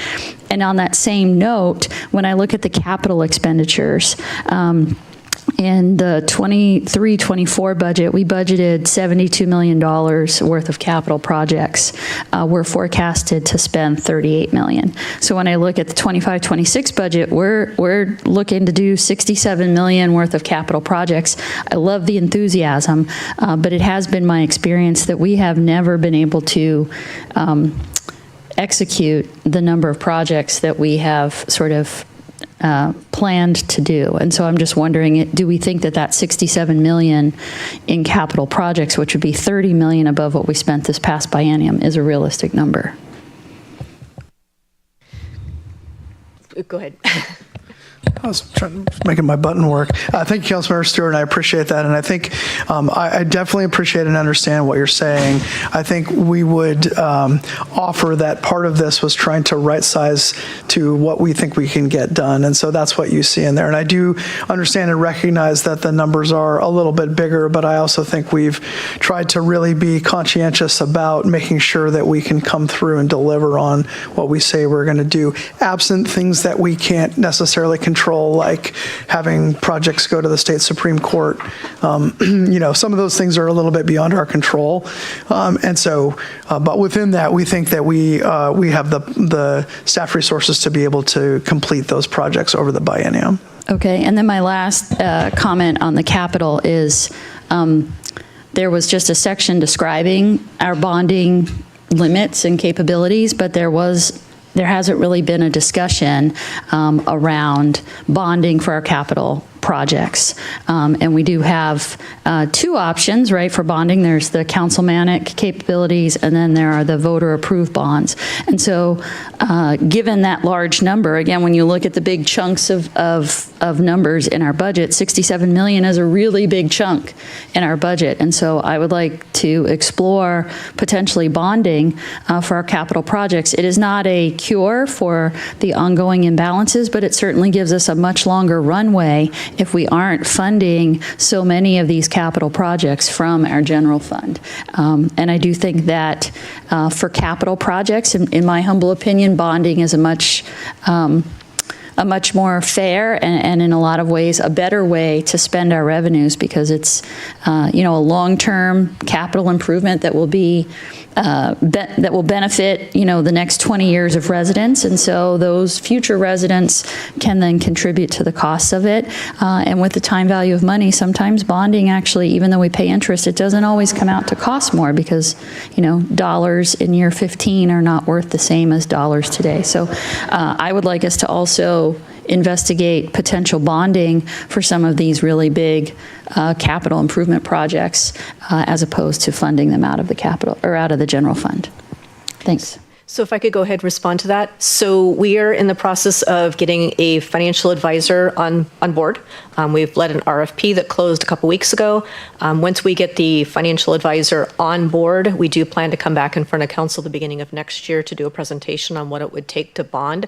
But I do want to be really clear that one of the biggest things we have to have in place is an ongoing revenue source to repay those bonds. Yep. So there's a lot of work that has to be done before we can even get to issuing bonds. But we do plan to do a presentation early next year with our financial advisor, just walking you through the process of what it would look like to issue bonds and what we need to do to gear up for that. Excellent. And look forward to all of that. And I think that needs to be part of our long-term strategy. So thanks. Councilmember Gupta. Oh, go ahead. I was going to say thank you, Councilmember. We definitely concur. Councilmember Gupta. Yeah, thank you. Just following up on Councilmember Stewart's comments about the potential of an emergency services levy, through a levy lid lift. I would at least like to know more about it. if my understanding is we would get more information about an MPD and how that works, and the potential pros and cons. It seems to make sense to me that we at least explore that. We get the information. It may be that there's a very simple reason we don't go in that direction, but the numbers are so big and the cost increases are projected to be so high that I would like to know.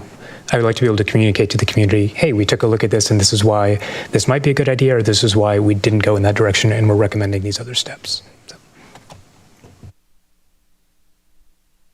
All right, anybody else? Okay, keep going. Okay, so moving on to a little bit more fun topic. We did do budget outreach this year. We focused on capital because we were revamping the budget process and pulling together the city's first CIP document and continuing the work of council and the Fiscal Sustainability Task Force to maintain current levels of service. So for outreach, we had an article on the budget in the August newsletter, and there's another one planned for the October newsletter. We've had multiple posts on our social media outlets, and we attended 3 farmers markets events where we had handouts and posters available for those who wanted to read up on how the city's funded and take information home. The handouts included a QR code where people could scan and get additional information on the budget and participate in a budget survey. As part of the farmers market events, we did have 2 activities to try and draw people to our booth. One was a Sammy Bucks activity where we gave each person 10 Sammy Bucks and asked them to vote on their capital priorities. So we had 5 buckets set out. The 5 buckets were environmental sustainability, transportation, government facilities, technology, and parks and recreation. So 5 buckets, 10 Sammy Bucks, and we asked people to tell us your priorities through voting through those 10 Sammy Bucks, and they could spend them any way they wanted to. People seemed to engage when they voted, and quite a few of them thanked us for asking for their opinion. It was a very well-received activity. We also had a spinning wheel where we had questions about the city, and when people spun the wheel and tried to answer the question, they were intentionally difficult questions because we wanted to engage them in conversation. And it did give us that opportunity to have that engagement. One thing I learned through this process is if you want people to stop by the booth, have a spinning wheel. Because the spinning wheel drew the kids, and when the kids started coming up to spin the wheel, the adults were very close behind. So we had a number of times where we were almost overwhelmed with people trying to spin the wheel and do the Sammy Bucks. So spinning wheel is definitely the way to get people to your booth. We also did an online survey that mirrored the Sammy Bucks activity where people could vote for their capital priority or priorities. Through all of these engagements, we had nearly 400 responses to the activities, and the 3 main priorities across all avenues for participation was Parks and Rec, transportation, and environmental sustainability, and the budget reflects these priorities within these existing sources. So that's what we did for budget outreach this time. And the last slide I wanted to just pop up, this should look familiar. It shows where we are in the process. So next week starts the department presentations, and I will say that it's going to be 2 meetings, so October 8th and October 15th. And after we wrap up the department presentations, also on the 15th, we'll be coming back to you with a presentation on different revenue options, focusing on the unrestricted revenue options first. And with that, if there's any other questions, I'm happy to answer. Council, while we have Vicky. Councilmember Gupta. Yeah, very quickly. Could you repeat the buckets for the Sammy Bucks activity? Yes, there were 5, and I'm going to go back to my notes so I don't screw this up. Environmental sustainability, transportation, government facilities, technology, and parks and recreation. Thank you so much. All right, anyone else? Great. Well, thank you, Vicky. And you already have it. I was just trying to look at next week's, how they're going to be split up for who's going first. So we're working on that plan. I believe right now what we're going to do is have the departments that have CIP projects go first, and then come back with the non-CIP departments. Awesome, thank you. Okay, David. Town Center and Code Amendment Project Update. Great. Good evening, Mayor David Pyle, Department of Community Development. First of all, I want to apologize, my fault for not having the table set up here this evening before coming in. So I apologize for the disruption.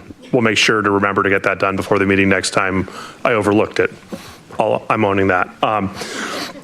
Second, have the great pleasure of introducing Matt Brandmeier, who's recently joined us as of last Monday. So this is his second week with the city.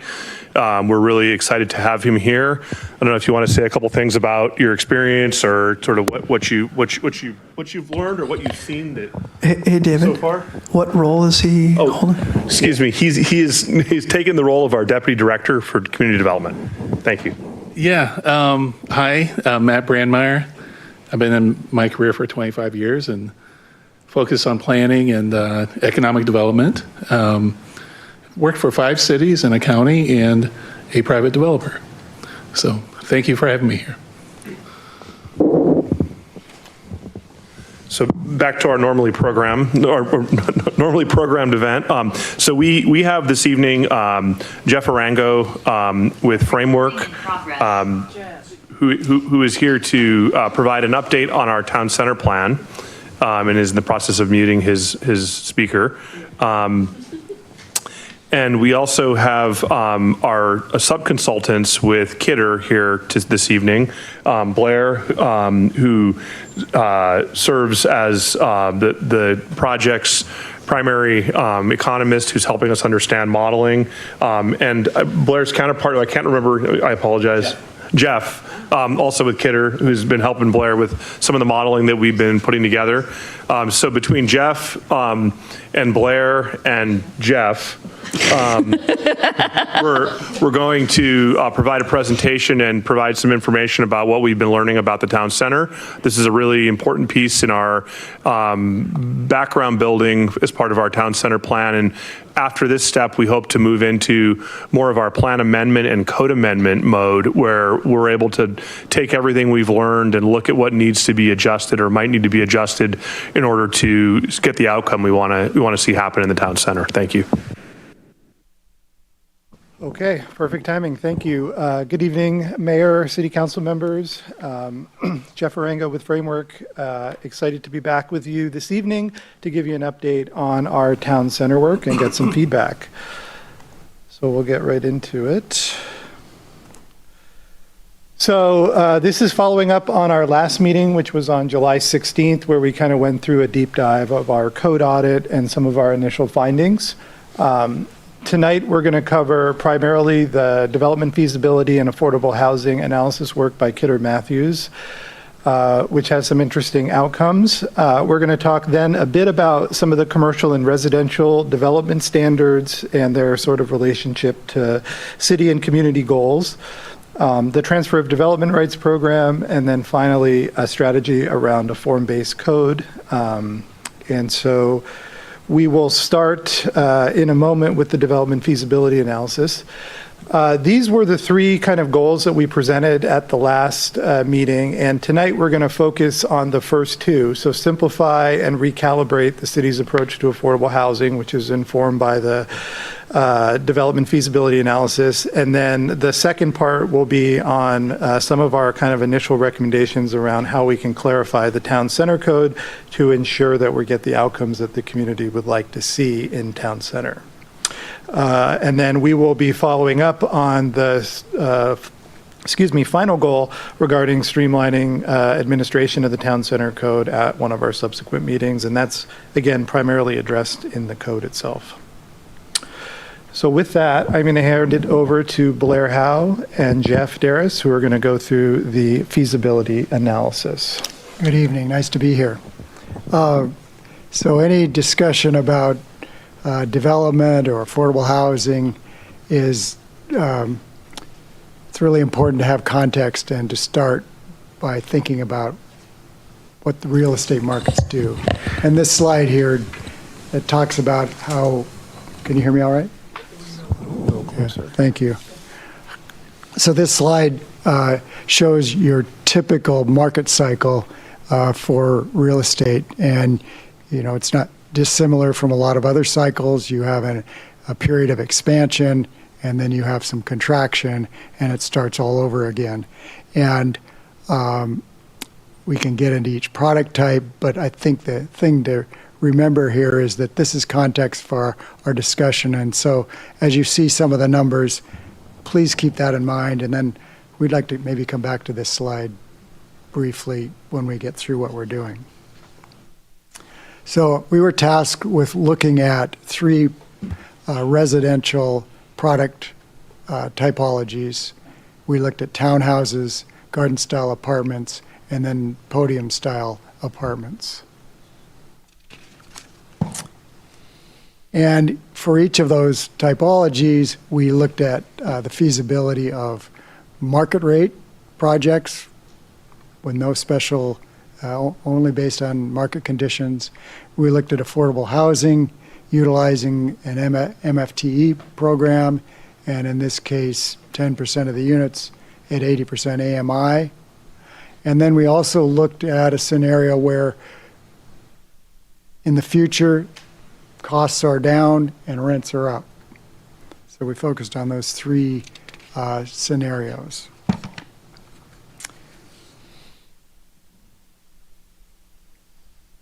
With respect to townhouses, we looked at both for sale and for rent townhouses. And you can see here the nature of that type of development. We looked at a 73 unit project with parking in the building program that you see there on the slide. When we run the numbers on for sale townhomes, they generate substantial and good solid returns. And here we see a pure market rate product with a 40% return, a profit.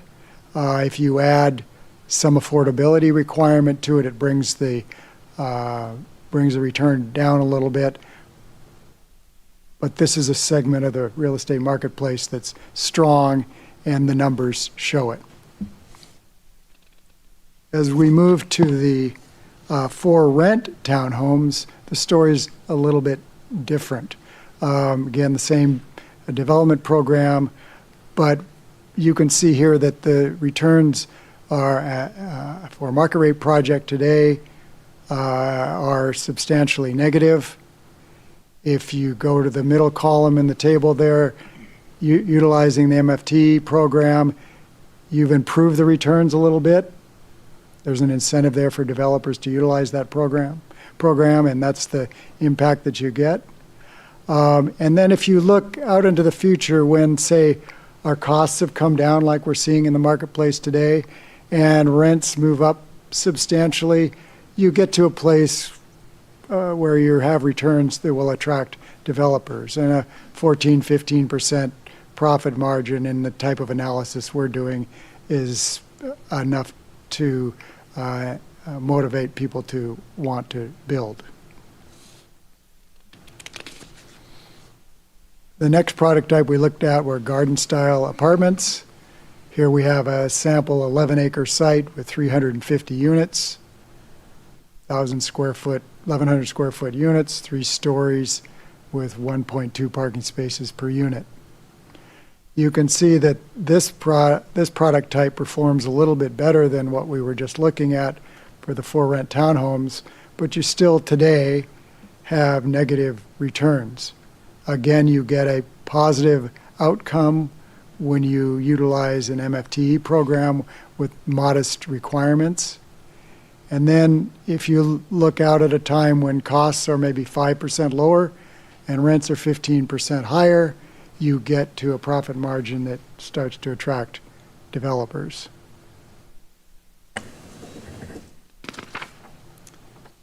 And I might interject here that we're in a place where apartment development is tough today, and you look around everywhere and you see buildings going up. They're going up oftentimes on old economics. They were financed during the upswing in the marketplace, and so we're still seeing that. But the new starts are really dropping off, and they're dropping off because these are the numbers that they look at. Jeff, would you mind being a little closer to the microphone? Those online can't hear you very well. Thank you. Could I ask just a quick question about that when you're talking about rent, with the very first slide you had about apartments that were for rent?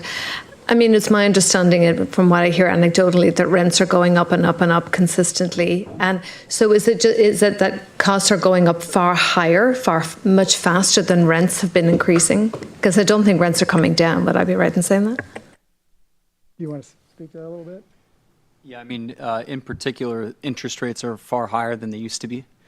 Cost of construction is up a lot. Right now, we have about 22,000 units that are being delivered to the greater Seattle corridor in 2024. Next year, it's expected to go down to 5,000. So it shows you the drastic shift. When the market was good, when things were good, the developers flood in and they will build. Unfortunately, right now, it's just not the case. We're just seeing a pretty good pullback, a flight to lower density. Those townhomes are much more profitable than kind of your core podium product right now. And then would it be fair to say that anticipated rents are leveling off, that developers are seeing that they can't increase renting a particular unit at the same level at which their costs are increasing? Yeah, exactly. I mean, at least right now we have a pretty level rent scenario. Okay. However, it's supply and demand based, right? Yeah. So next year and the year after, we're probably going to see a pretty good pop in rents. Right, when inventory starts to when shrink. the inventory shifts, absolutely. Okay, thank you. And it wouldn't be crazy to see a 20% growth over a couple of years. That happens. So the next product type we looked at were market rate podium style developments. You can see here that the sample project is a 3-acre project, 350 units, 1,000 square foot units, and 6-story building with 1.2 parking spaces per unit. We did not include retail in our analysis. I'll say that generally retail is doesn't pencil for developers, and so they're usually subsidizing it. But we tried to keep our analysis simple. Podium style is the toughest of the product types that we are talking about, in that its costs are higher than the other product types. So we see here for a market rate product, negative 14% return. We cut that down substantially when we employ a MFT program. And then our future conditions where costs are maybe down 10% and rents are up 20%, that project then becomes financially feasible. And at some point, people will start to anticipate those changes, and they'll start to pursue projects that are like this. So what we found was that townhouse development market rate for sale product is feasible today in the market, that apartment development's infeasible, but when the market recovers, development's likely to be feasible again. And then, as Jeff pointed out, interest rates have gone up, construction costs have gone up substantially, development regulations have added additional costs, and all of those things combined make development difficult.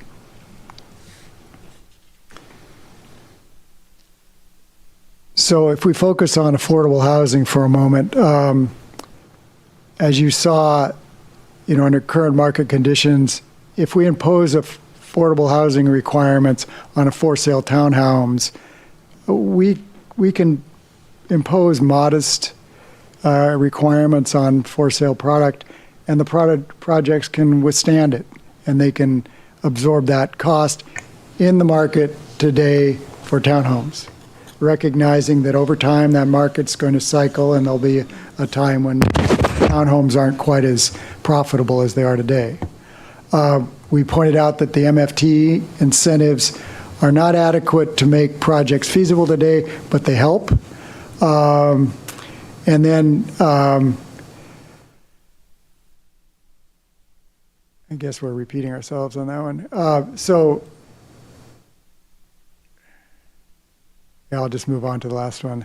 Affordable housing requirements what we take out of our work is that generally, when you're thinking about imposing affordable housing requirements through zoning or what have you, that being modest in the way you go about it is very important, and you can actually reduce or make the markets less volatile. And I want to hit on that just for a second to see if I can articulate that better. We do have a question too, Councilmember Stewart. So I'll try to do this without an image. So we have our graph. Sorry, we do have couple questions too. Do you guys want to, are you guys good waiting? Or do you want to ask now? I can wait. It's fine. Okay, go ahead. So we have a graph of our market cycle, and the more costs you impose on a project, the smaller the window of opportunity to achieve feasibility is. So the curve gets steeper, you end up with a little area just below the peak where a developer can rush in, he can do his project, and it'll work. But as you push the costs up too high, that window of opportunity gets smaller. So it's better to make your imposition or your requirements, whatever kind they are, more modest, because you'll flatten the curve out and it'll make development feasible over a longer period of time. And that's healthier from a lot of respects. Managing it from a city's perspective makes it better for the developers. And if you can make those requirements modest, it will make a market that functions better. And to give you an example of that, we used 10% of the units at 80% AMI as our example. If you took 5% of the units at 50% AMI, you might be in that same ballpark. But if you do like some cities are doing, and you make 25%, require 25% of the units at 50% AMI, you're going to kill development at some point. And so the idea is that we believe modest requirements will have a better long-term benefit for everyone. Great. Thank you, Miriam, by the way. Councilmember Stewart? Yeah, if you can go back to your first slide where you showed the for sale townhomes. Here you say that we could have modest affordability on for sale townhomes. Why modest? I see a 40% profit margin for market rate and a 35% margin for affordability. So why modest? That is an awesome question. So you look at... I want 40% margin, by the way. I mean, that's huge. Okay, so first of all, keep in mind our numbers are conceptual, projects are conceptual, so there's variability in there. But set that aside for a second. This is an extremely good example of a market segment that's on fire. And we can look at it, we can say, hey, I want to capture 20% of that 40%. Let's use it to get some things that we want. But when that market falls off for whatever reason it is, and almost all markets are cyclical, then you've imposed too much on it. And now all of a sudden that development is less feasible or is only feasible for a short period of time. Does that make any sense? Well, it does, but I also thought, strike while the market is hot. My next question is for the other housing types, if the MFTE subsidy isn't enough, did you look at what it would take? Because I appreciate this market study, but the fact of the matter is we have a housing crisis, and not just in Sammamish or Seattle, but all around the world. So the market isn't going to build it, so we're just going to move on. That's not going to work. We have people who need housing. So did you incorporate things like we have two really big companies who are offering zero interest loans for affordable housing? Are any of those types of incentives also incorporated in here, and would those tip the needle? So those things would help. Our analysis is pretty discrete, trying to keep it high level and fairly simple to demonstrate the principles. But you could start to look at a lot of different programs to make affordable housing, and that's a big piece of work, or that's a project. Because I don't think we should be asking if we should do it. The question should be how, right? It has to happen. So We have generations of kids who have nowhere to live. Yeah, 4 of them at home, I understand. So with what we've learned from ours. And David, aren't you supposed to make Matt answer all the hard questions since he's the new guy? or leading up to that. Okay. So what we've learned from Arch is that in order to attract those types of, I want to say, enhancements to funding packages, we first need to have our house in order. So we have to have the base established by which we become an attractive city for those organizations to then want to partner with us.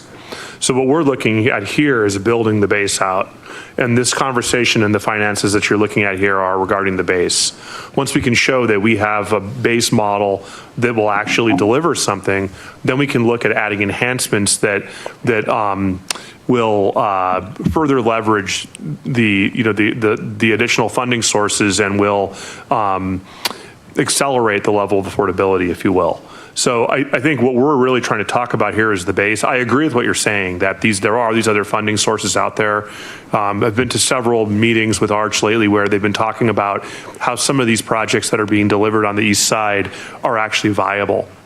And it's because of programs like this that started, and that as a result of that, it then led to the snowball effect of other funding sources being attracted to that and then wanting to join in on that effort. Yeah, because I'd like to see some of the numbers behind it, right? You've referenced, obviously, interest rates a number of times, and we all understand interest rates are higher. But if we can get low interest or no interest loans for some of these things, how much does that change the equation? I'm assuming quite a bit. I appreciate that you had to keep a lot of things equal. But again, to me, hey, all we can do is build for sale townhomes where developers are making 40%, that's all we can do, doesn't feel like the right answer to me. Thanks. Councilmember Lamb. So going back to the first slide, it looks like it was the market. It was the one that Councilmember Stewart was talking about. It looked like that was the most feasible for what the conditions are now. But we're not looking at what's 30% AMI, which I believe is mostly what we are tasked with building. So I'm really curious to know what percentage or what the profit margins are at 30% AMI. And what does it mean for the town center? Does it mean that it is unlikely any of these large apartments will be built? Are we going to be just building these for now? So first want to make sure to differentiate between the town center effort and the comp plan effort. So the comp plan effort is where we are required under House Bill 1220 to plan for and accommodate our housing allocation, which includes primarily in the range of 0 to 50% AMI, to 0 to 30% permanent supportive, and the 0 to 30% non-permanent supportive is a major component of that band. So we, as a matter of compliance strategy, have identified as part of our comprehensive plan proposal, and we've received feedback from King County, from the Affordable Housing Committee, and from PSRC, very positive feedback so far, that we are looking at accommodating that through what we call the bonus parcels, that is largely accommodating that on faith-based ownership and public ownership properties. Very little of that is actually in the town center.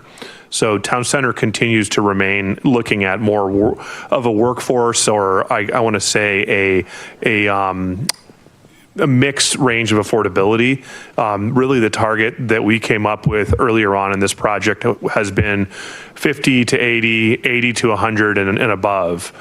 So there really is not a deeper affordability component written into the work that we're doing with town center.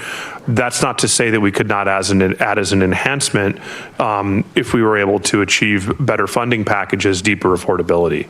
But I think what we're looking at for the initial affordability bands is really the 50 to 80, 80 to 100% range, which really is why we focused on the 80% for the purpose of this study. Great, thank you. Councilmember Gupta. Yeah, thank you. I know months and months ago when we talked about this, there was some discussion of kind of walking us through the different levers we could pull, kind of like the seesaw, understanding that the more restrictions we put, the harder it is to actually deliver on development. So is that still coming? Is that part of this effort? I know this basic analysis is the MFTE, which I understand has been very successful in other areas, but I just want to know if and when we're going to get kind of the broader picture of these are all the things we could potentially try, and this is what that's going to deliver. We'll address a number of those in the second half of the presentation. Great, thank you. If I could also add one thing to keep in mind here is that when we talk about this project, it's really a plan and code. So a lot of it has to do with what we can require by code. There are many other programs and things that we would really like to see partnerships in. And I think one that comes to mind is the development agreement process. So being able to integrate the development agreement process throughout the code to add enhancements is a really good way to go. But for now, we're mostly talking about what we can require by way of code, which becomes complicated with funding because we can't necessarily require that somebody brings, Amazon funding to the table or something like that. So we're really focused on what we can ultimately require by way of our regulations. Because you want the Microsoft funding, David, that's why. Councilmember Trine.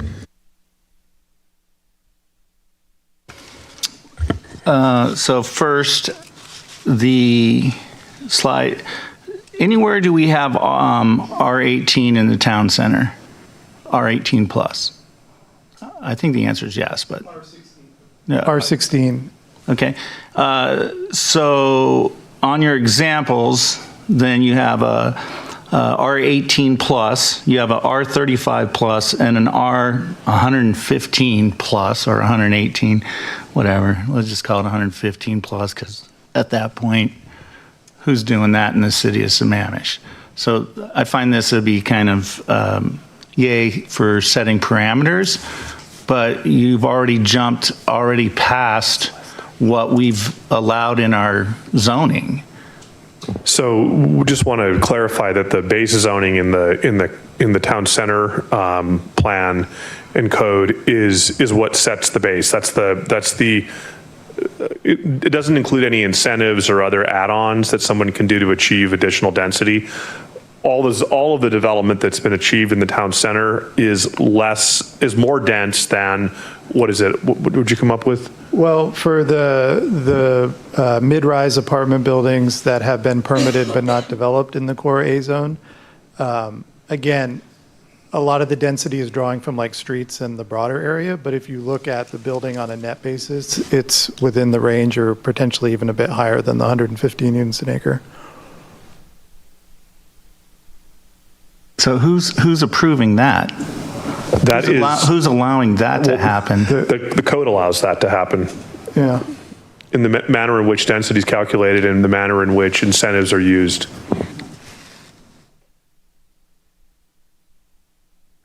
How many acres is the town center? 110. What's the buildable acreage in the town center? I don't know that figure offhand. I'd be happy to provide it after the meeting. I'd like to see that, because then if you're telling me that you want this kind of density and that many acreage up on the top of the hill, on the top of our two cairns, why would professional people come and tell me that's the way we should go when when the feasibility shows that it's at a loss? So it seems to me, and I'm just reading your numbers, right, and trying to understand exactly how this makes sense for the city of Sammamish due to the impacts that it would cause when a city is looking at the budget we just looked at. So I'm just looking at this going, okay, wait a second, this is not sustainable. Well, couple responses to that. When you look at some of the analysis we did for the comprehensive plan on land productivity, denser development is a net positive in terms of providing revenue to the city versus services. That's one time, though. Nope. Over time. And what's the net positive? Is it $500,000 a year? I can't speak to absolute numbers. Just in concept, denser development pays for more services than lower density development, and is considered a more fiscally sustainable strategy for cities. And where's that coming from? Where's your source? Sure, we can provide a number. It also comes from simply the linear feet of road that need to be maintained, the linear feet of pipe that need to be maintained, the value of the property for property tax purposes based on the value per square foot. All those factors play into density and how density generally is seen as a more efficient way and a more productive way to focus growth going forward. So if I can get that density or have that density, do I get to save the trees? Do I get to save the environment? Do I get to save my riparian buffers? Do I get the wildlife corridors that I want?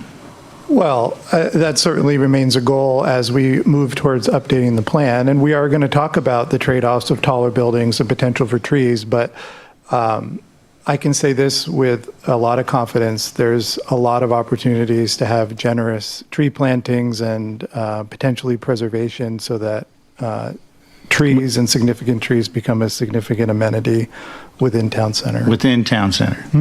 One additional comment is just to be sure, the consultant team was tasked with modeling certain development types that are allowed by our code.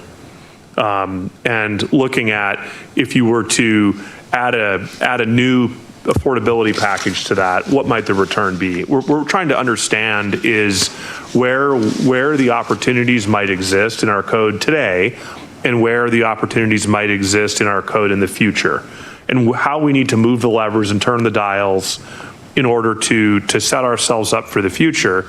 And I think what we're looking at here is what types of programs might we consider in order to achieve a higher level of affordability? What programs might we consider to make development cycles less volatile? And what programs might we consider to make ourselves more attractive to achieve funding partnerships with some of these other funding sources that other cities are seeing help them achieve affordability goals in their communities? And last question, and I'll turn it back to you, Mayor. Thank you for the time. The 3 questions that you asked in the agenda, do you want that feedback now, or when are you expecting to get the 3 questions answered? We could take that now, or we could defer to the end of the presentation where we're going to hit on some of those topics, and then we have a Q&A. Thank you. So that would be great. Thank you. So I understand that we have 2 presentations. Is that right? It's one presentation. We just have the second half to go through. Gotcha. Probably take 5-10 minutes. All right, cool. Can I add one fact to the record, which I appreciate being sent to me, is that according to the Sammamish Town Center plan, in 1.3.2 site location, it's 160 acres of developable land, including current institutional uses that are unlikely to redevelop into other uses.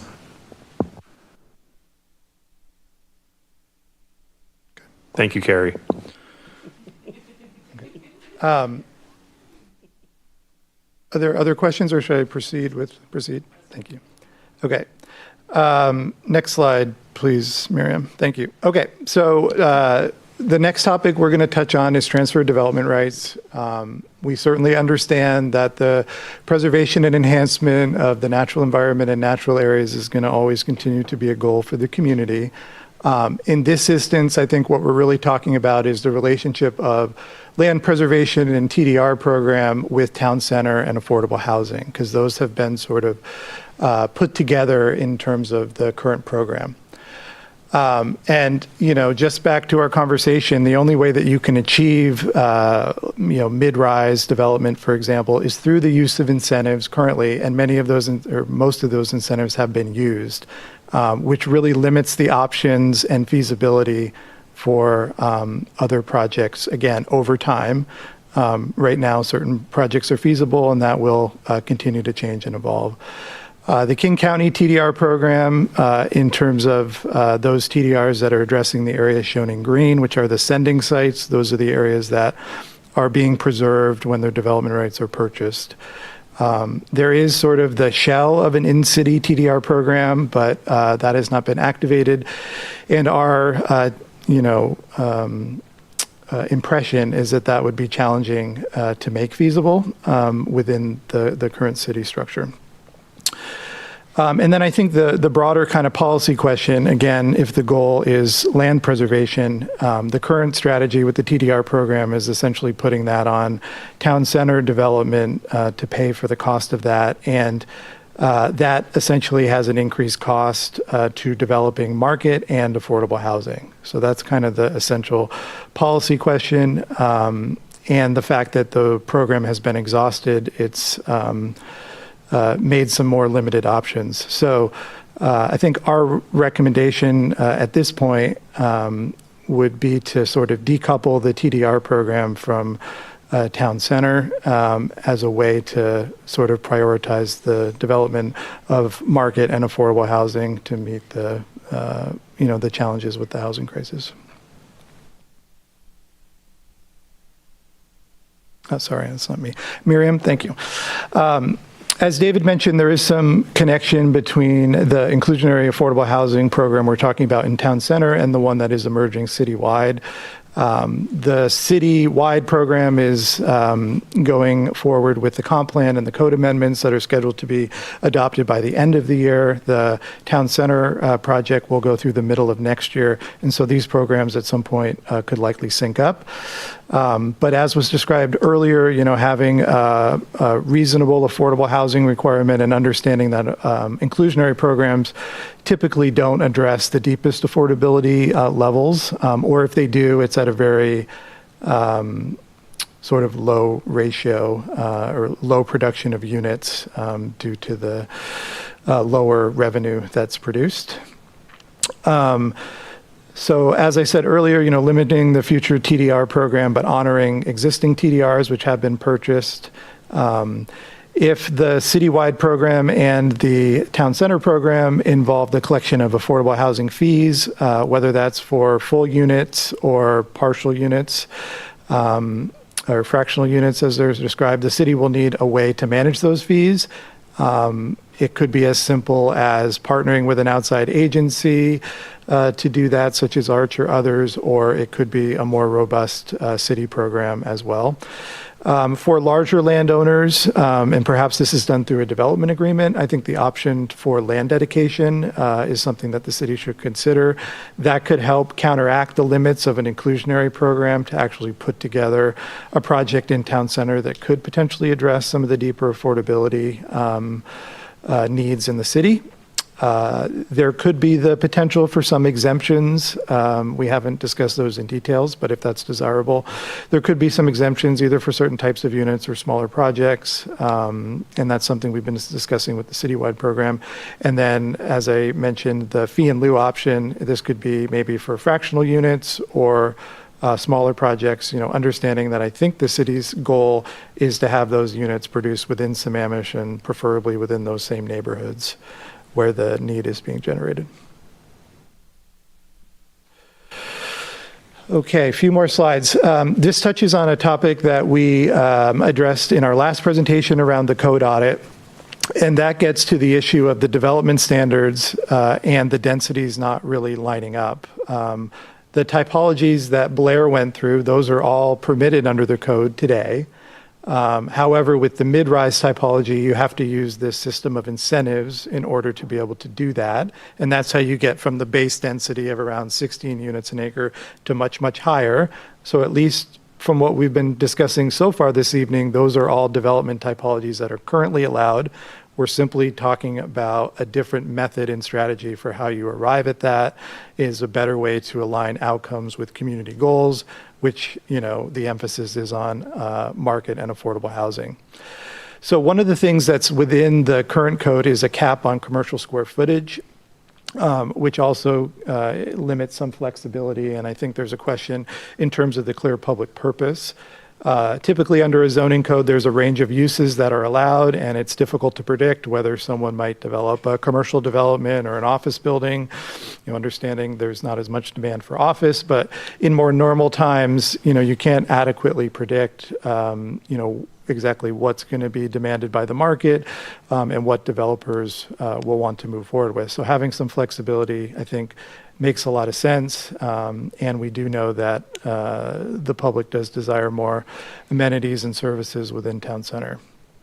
So that's one of the questions to hear from the council is whether there's a desire for a commercial square footage limit, which applies throughout the entire district. So essentially, both with residential and commercial development, what you're able to do is impacted by what your neighbor can do. And if your neighbor is the first one in, then you have less options. And I think that is a bit of an unusual scenario, certainly in the American planning system. You might see some approaches like that in Europe. It's sometimes referred to as land use budgeting. And, it's just something I think we're struggling to see the overall benefit. Understanding that there will always be some limitations of having to meet development standards, there's SEPA review, there's traffic concurrency. It's not to say that it's, completely unrestrained. It's just there's other things built into the system that would provide those limits. And then the last point I'll make on residential densities, again, if you were not using any incentives and you wanted to go build a mid-rise building, in this example, you'd need 12 acres of land just to build those buildings. So what kind of fills in the gap? And so, we're looking to develop a more simple, straightforward system of allocating rights that can help generate more housing. A couple more slides. Sorry, go ahead, Miriam. Thank you. So it was brought up the question of building heights, right? Right now they're capped to around 70 feet, I think. And mass timber is sort of a newer technology that allows you to build tower type construction using wood product. It is seen as a more sustainable approach to development, may have some cost savings, although I have heard that may not always be the case. It may be a strategy that could help meet the community's sustainability goals, could provide more of that kind of northwest woody character envisioned in the town center plan, and there is the potential, I think, to look at tree preservation, more public open space, and more open space in general that you might get from the different massing that comes with taller structures. So that's something that we can continue to look at. We have done recently a master plan for the Everett Housing Authority that uses mass timber towers of around 12 stories. It's called the Park District, if you're interested in taking a look at that. But Everett has a enormous housing need that they're working on, and this is one of their potential solutions. Next slide, please. Okay, last section, we are going to present an overview and kind of a high-level recommendation to look at a form-based code. And a form-based code, as the name suggests, regulates more based on the form of the building, and in particular, the relationship of buildings to the streetscape and how that works. There can be some standards around use, certainly a list of uses that are allowed. There could still be requirements for, say, some limited ground floor retail or other types of uses you might want to emphasize on certain priority streets, but there's less emphasis on what goes in the box. So, for example, there might not be a strict limit on the number of units. It might depend on your ability to provide parking and meet traffic requirements and things like that. As opposed to like a hard and fast number. So that's kind of the main approach. There's a number of elements that go along with it. One is the regulating plan, and there's just a little sketch in the bottom left-hand corner. It's sort of basically a land use or kind of zoning map that forms the basis. And then let me continue to the next slide, please, Miriam. So these are all the components that are involved in it. So you have the regulating plan, which is like your zoning map, and it includes your existing and potential streets, if you want to map those. And those are all categorized by the type and function of street. So one might be more like a main street, one could be more like a residential street, so on and so forth. It's really a modular system. Then the street types have standards that go with them. So how wide are the sidewalks? Do we want bike facilities, trees, landscaping? All of those things are in play. And then certain streets will allow certain types of buildings and certain frontages that are appropriate with the type of use that's proposed. Those are the building types and standards. And then the last is the frontage type. So how far is the building set back? Is it landscaped? Is it a plaza? Do we have outdoor cafe seating? Those types of things. So it's very flexible, but also allows you to get into the physical details that I think the community will end up caring about. And then these on the right are just some cut sheets from a code that we wrote for another downtown. Sorry, next slide. I think I've covered most of this. This is just a real high-level sketch of how we might simplify and organize some of the districts within town center, but more to discuss about that. And I think it can provide a little bit more clarity and predictability for all parties going through the review process, including the city. Next slide. And here's just an example of some of the graphics you might see in terms of the street standards. So you can get really prescriptive in terms of the physical dimensions and qualities that are important. So next slide. And then building types, these were some building types we developed to help inform the financial analysis that Blair and Jeff did. So these will be simplified for the code effort. But again, you can get into first floor use, massing, obviously building height, use of alleys, frontages, tree planting opportunities, open space, those sorts of things. And next slide, yep. And then this is just an example of a frontage type graphic from a code. So this one on the bottom left is something you might find on more like a mixed use or retail street, where you're allowing the building to be set back, but the area has to be designed for people to sit and hang out. It's called the plaza frontage.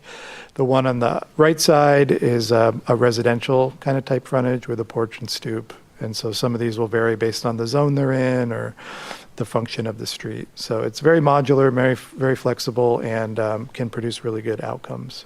So that's the conclusion of the presentation. We can touch back on the 3 questions or a handful of questions we had, or anything else you may want to cover. I want to add one thing to that, to the presentation this evening, and that is that and I want to make sure we're all aware of this, that in all instances, critical areas rules apply.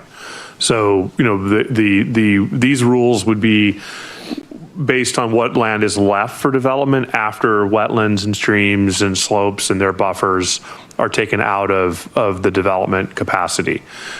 We have the ability to discuss net density versus gross density, those kind of things, but that does not ultimately mean that we're changing the critical areas rules. Wetlands and wetland buffers still apply. The other thing to talk about, which is seen as a lever or a dial, is tree retention. That's a big topic. I don't know that we're ready to talk about that this evening, but I want to just put that out there that, you know, one of the barriers that we have heard from developers on is the right tree in the right place. Often trying to develop and put a footprint down on a site can be challenging because of a location of a cluster of trees. And I understand the value that existing trees bring and the challenge with retaining them also at the same time. So trying to find the right balance and what our tree retention requirements are ultimately is a conversation we're going to want to have as we continue down this project, down the road of, you know, developing code, et cetera, likely in the new year. But for now, we're really just looking at the viability of some of these development types. Councilmember Lamb. I had a couple questions. So I thought that, so mid-rise is typically 5/2, I think it is, right? Thereabouts. And if we build beyond 5/2, I thought that it would cost more. And that's why most mid-rise was kept at that level. And are you saying that using mass timber would allow building at a lower cost? And I thought there was like some regulation over, like, once you're past a certain limit, you have to use like steel or something that costs more. Yeah, I'll start, and then I'm sure our friends at Kidder will have something to say about this topic. Sorry, yep. Yes, you're absolutely right. Tower construction does cost more, even with mass timber. And I think, you know, some of the information I've heard is that it's not necessarily a huge cost saving over steel. So that is true. And like the mid-rise building, the tower construction is not going to be feasible today, I think is safe to say. So it would be something that would be more of a future condition, and definitely comes with higher construction costs. You want to speak to the fire life safety? Yeah, and it comes with more fire life safety costs, sprinklers, those sorts of things. So your existing fire department has certain capabilities, and sometimes the height causes an increase in costs related to new equipment, that sort of thing. Okay, so the question I think we were asked to respond to is, are we interested in building higher?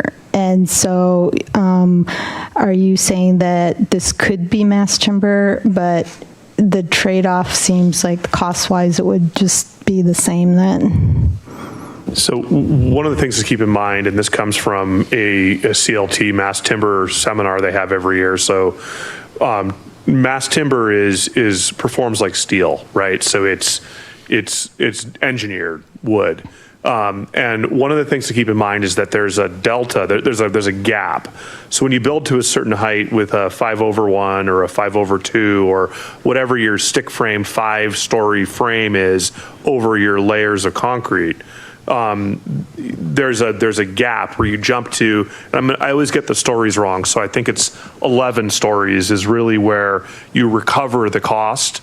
So it's not viable to build 8 stories financially, from what I've heard. And this comes from some of these conferences where they're talking about what types of buildings they're seeing, heights they're seeing, and what can be achieved with some of the new codes we have related to mass timber.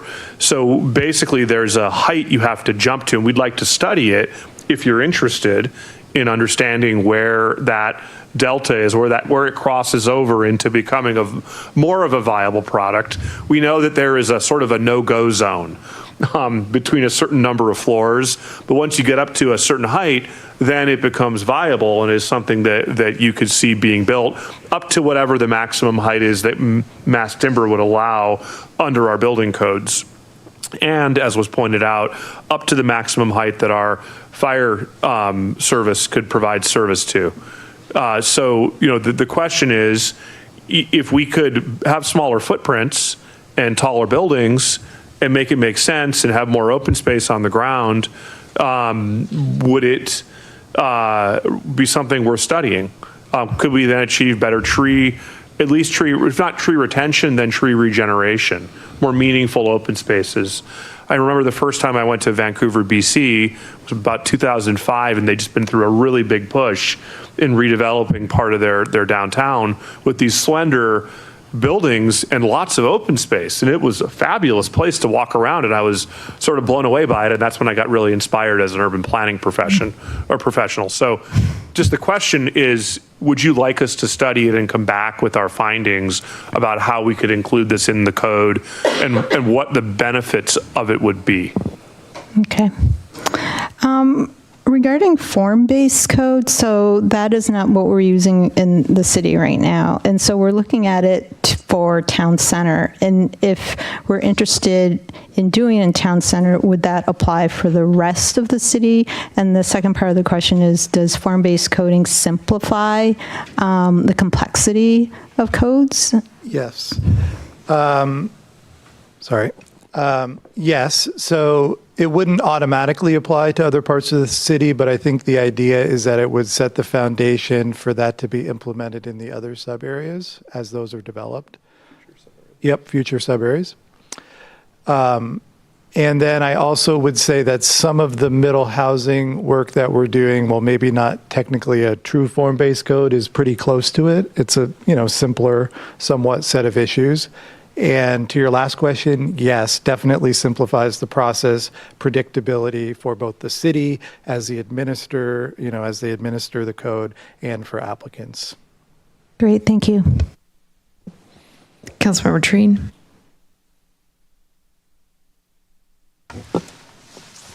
Yeah, thanks for bringing up the fire code, because that was the first thing I wrote down. And the sprinkler system, and have we actually talked with the water district? Second question was similar to Councilmember Lamb on the form-based code, so thank you for asking that question, and it was asked and answered, so I appreciate that. What types of commercial use and amenities should be encouraged in the town center? Well, what types of commercial use could be supported by the market? I don't know. I don't have an answer for that, so sorry for not giving you an answer and answering with a question, but and then what could the city actually do to influence that? Because otherwise it can't really answer the question. I think there are some things we can do in the code, though, that could help to streamline that.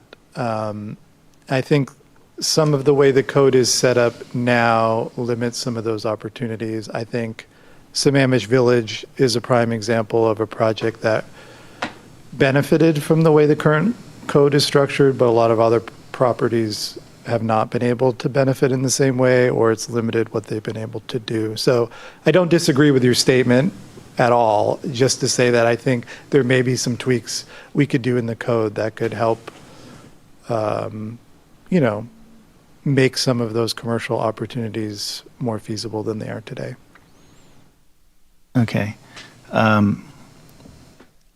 Let's move on. I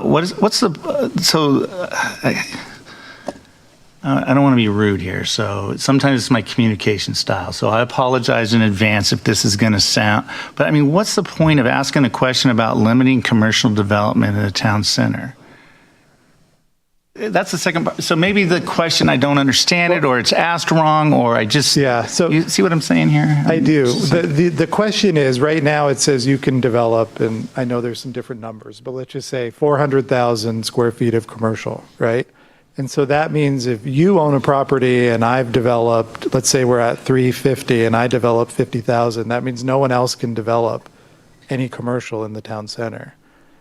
And so my question is, what is the public interest in doing that? That's the question. Okay, thank you. Yes. Because I was unclear, so, and I guess then it leads me to another question then would be, how do I know what the community's interest is? And if you tell me that it's because I'm going to get it from Facebook posts that we need to have, another hardware store or another pizza joint or whatever, that's funny. I mean, it's interesting to see, but also I'm like, okay, really, let's be sincere. What would actually survive? What would thrive in the town center in Sammamish that isn't somewhere else that I can go in 10 minutes or 15 minutes drive or stop on my way home from work? And that to me is, I've always thought from the very beginning when the town center was proposed, this is a tough little nut for them to crack, because what do I put in there? Electric car company that I can sell stuff, or bikes, or there's probably one, but I'm going to need more than one business to support, the commercial size of buildings that are going to be constructed. So I think one of the ways to think about this is do you want to allow flexibility going forward for every developer who might come through, and we might, maybe the larger landowner sells something to someone else and that they want to have a commercial corner on their building. One thing I've learned about commercial development is that developers don't want to build it unless they're absolutely sure they can fill the space. So my sense is in line with what you're saying, you're not necessarily going to see a runaway train of people wanting to build tons of commercial in Sammamish. I think it's going to be something that each developer comes in, the market conditions at the time and the forecast for the near future, and the ability for them to program out that space with a tenant before they even build it is really going to be what the driver is as to whether they're going to build it. We can craft rules that deter things like large boxes or things that the community would see as not desirable. And we can craft the code that way, but what I think we're getting at is, what is the benefit of saying that, Jeff gets to build this much, I get to build this much, and then no one else can build anything in the town center.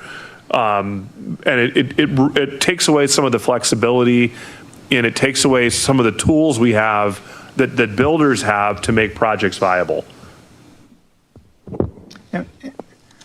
So then that kind of leads a little bit, for me at least, to the second one, because if I increase the height of the building, but I can preserve the open space and have sustainable development, then go big or go home, in a sense, not to be a little catchy there, but then yeah, I would like to study that then and say, okay, if that's something that would actually make it viable and feasible to get all things that benefit the community, then I would lean towards doing that kind of a study.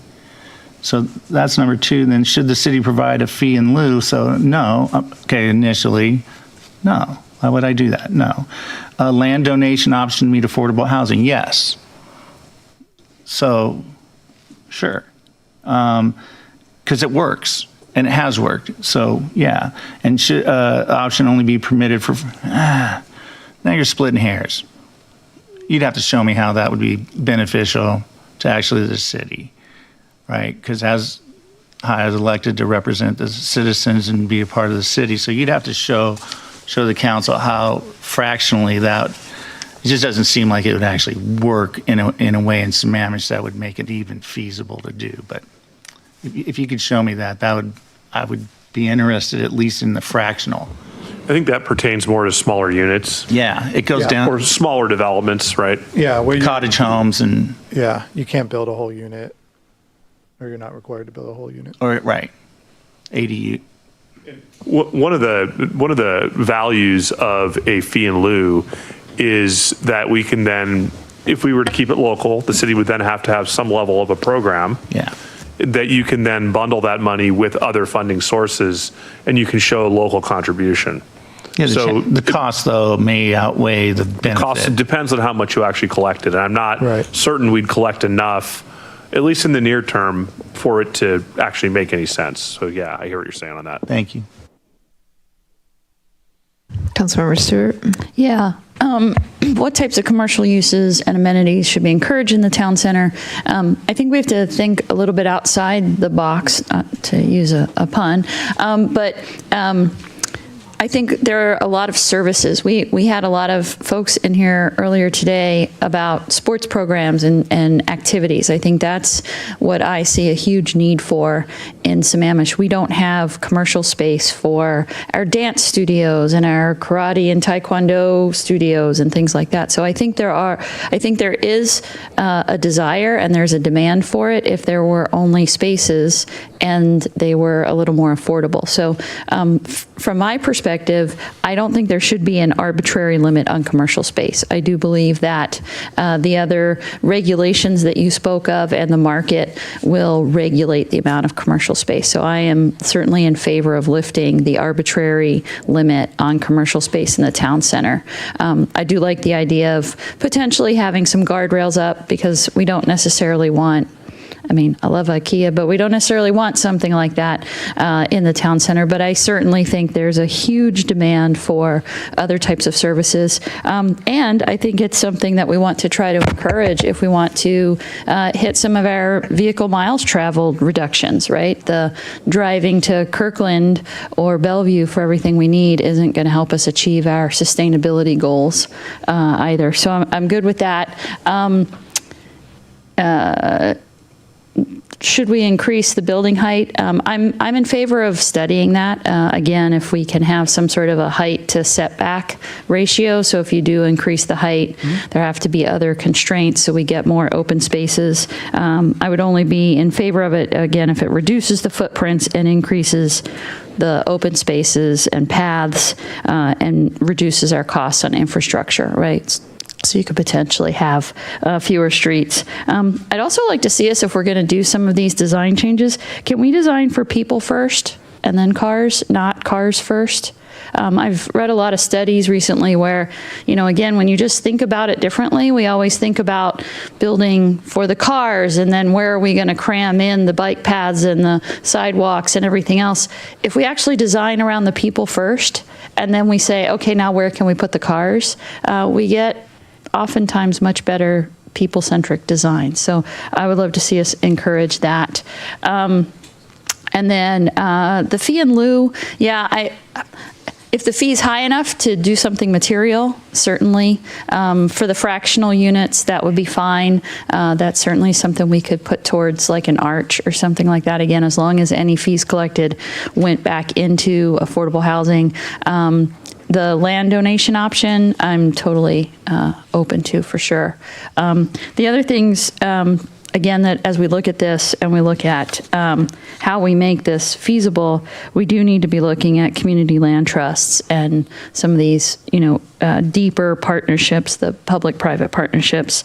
But it sounds like the real bottom line is we need to lower the cost of construction. So all of these questions are great, but really maybe the overarching question should be, what can we be doing to lower some of those costs of entry to get more affordable housing? And to me, wherever we can lower those costs, then we up it another percent. So we go to 11%, 20%, right, whatever that is. I want to see the teeter-totter balanced. I don't want to see 40% margins or even 35% margins. We have right now, we have the second largest homeless population in the world in the United States. So we need to get more housing units.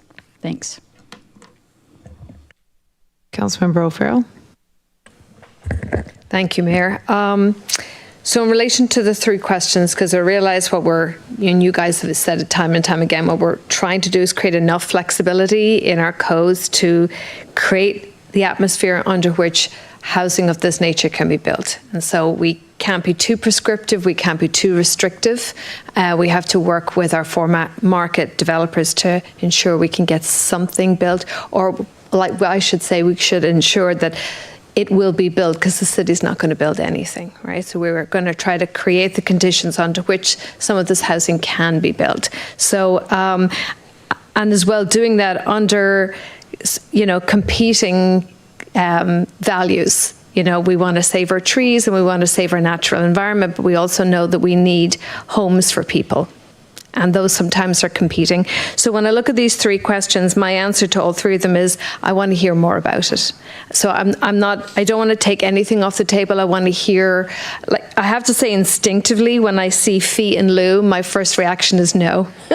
But I also want to hear more about it before I discard anything out of hand. I want to hear more about it, because what if that's a really great idea and I just don't like the language and I just say, oh no, absolutely not. So I want to hear more about all of these issues so that we get a much better picture on this very complicated issue of how do we create conditions under which more housing can be built at a price point that's slightly more affordable to the general public, and that we get a product that's acceptable to our community and that our for-market developers will build.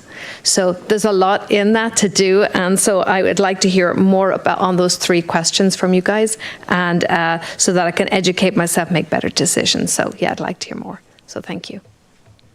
Councilmember Gupta. Thank you for the presentation. First, I had a question. Could you talk a little bit about the potential tweaks in code we could use to allow for some of those different uses? What was different about Sammamish Village that they were able to take advantage of versus what impacted other commercial development? Well, I think some of it is more flexibility in the land use plan, just how the districts are organized. They're a little more complex than they need to be. The other issue is it gets into some of the process stuff, but some of the authorizations for uses are only available if you go through the UZDP process. And in particular for smaller sites, that's problematic or difficult to achieve. In the case of Sammamish Village, I think it benefited from being along 228th, right? So there's a strong market there. And then they were able to do a mixed-use development that provided substantial commercial development that you see along 228th. And then the residential building is able to use the land of the commercial development for its density.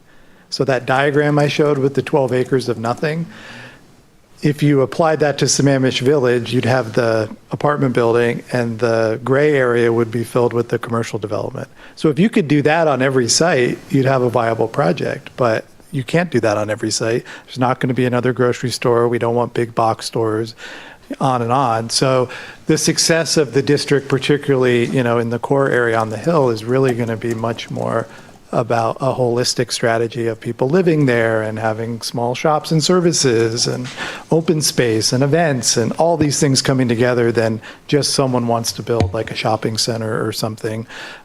That, I think was a bit of a unique project there in Sammamish Village, but, one that's very successful and has, I think, contributed well to the community.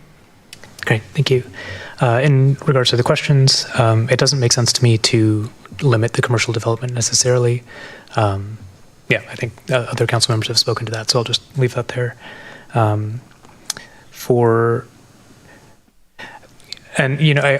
would also like to get a better understanding of what influence we can have. I can make a list of these are the 6 things I would like to have in town center, but what can we do to deliver something that the community will find beneficial, and what are the regulatory tweaks that we can implement to get ourselves there while making sure that we don't get a big box or something that the community looks at and sees and says, well, hey, now we worked on this for 17 years and we still ended up with something we didn't like. Yeah. Right? So. And we should have probably prefaced this, but we have a lot of other tools that we can use to limit that stuff from happening. So we still will have controls over certain uses or certain priorities. Obviously can't control the market, but there are other tools we can do so we ensure good outcomes. Great, thank you. Increasing height, I definitely agree. It bears studying. I'd like to learn more. Okay.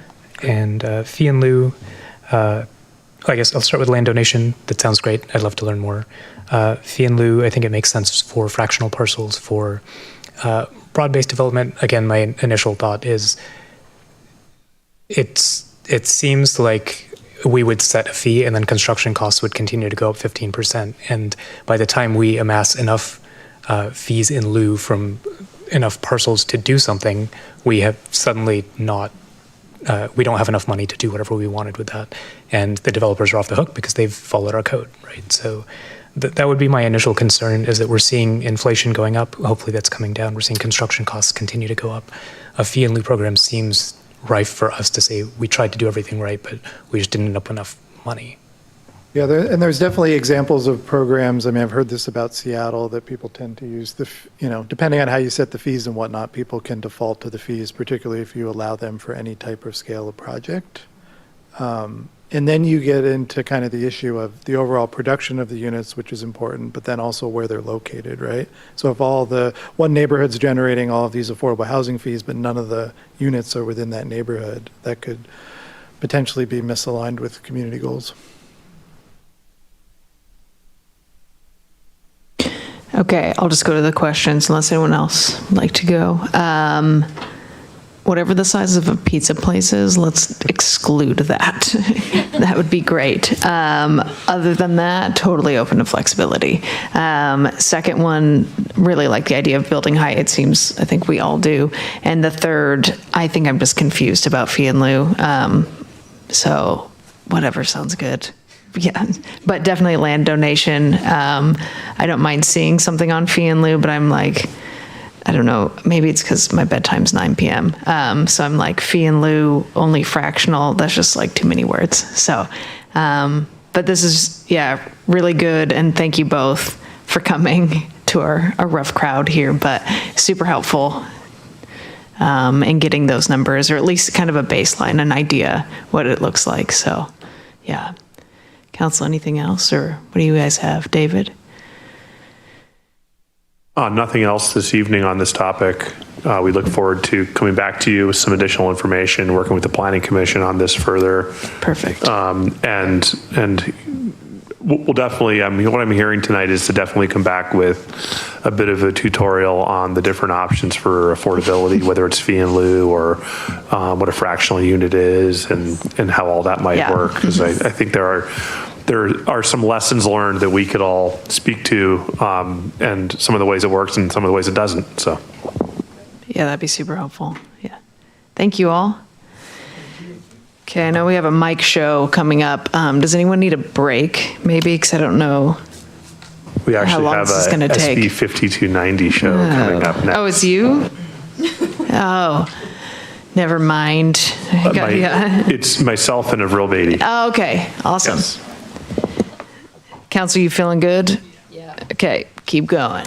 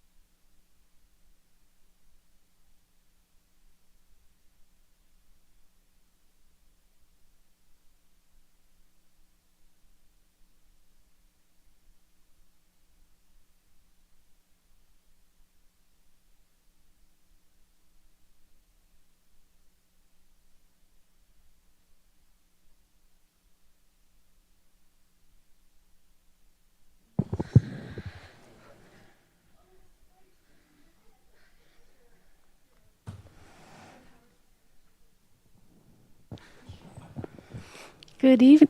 Am I on? I'm on. Good evening, everyone. Thank you for still being awake. Go team. My name is Avril Beatty. I'm the current Planning and Permit Center Manager with the Department of Community Development, and we are here this evening to talk yet again about streamlining regulations in response to Senate Bill 5290. So this evening, we're going to go over some of the updates that we've worked on to the regulations. We'll go over background, the proposed changes, and next steps. And we're going to try to do this as quickly as possible. So quick background, Senate Bill 5290 was looking to streamline the permitting review process. Part of that included what type of applications reviewed by a city would fall under this legislation. Part of this was the removal of building permits from the definition of project permit. Great news for us, since a bulk of our work is building review of building permit applications. There's some other things on there. Time periods are set forth in the Senate bill unless a city adopts a different ordinance, such as what is presented this evening. There are refund requirements within the Senate bill unless a city does 3 of 11 things, and we do 4 of the 11 things, and the Department of Commerce has agreed with us on this assessment, so yay Sammamish. And then there's also a requirement for annual reporting on review times that would kick in January 1st of 25. So the proposed changes, we broke them up into 3 categories, just like we did with the critical area ordinance update. Category 1's super simple, straightforward.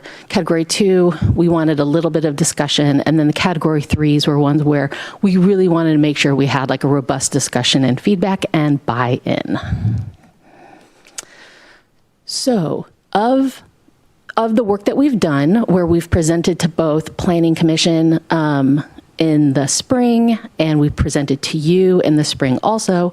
We then went back to Planning Commission, and through all of these discussions, what we've come down to that we want to make sure we've got all these last wrinkles sort of ironed out before we come to you with a public hearing, mostly revolves around noticing of projects.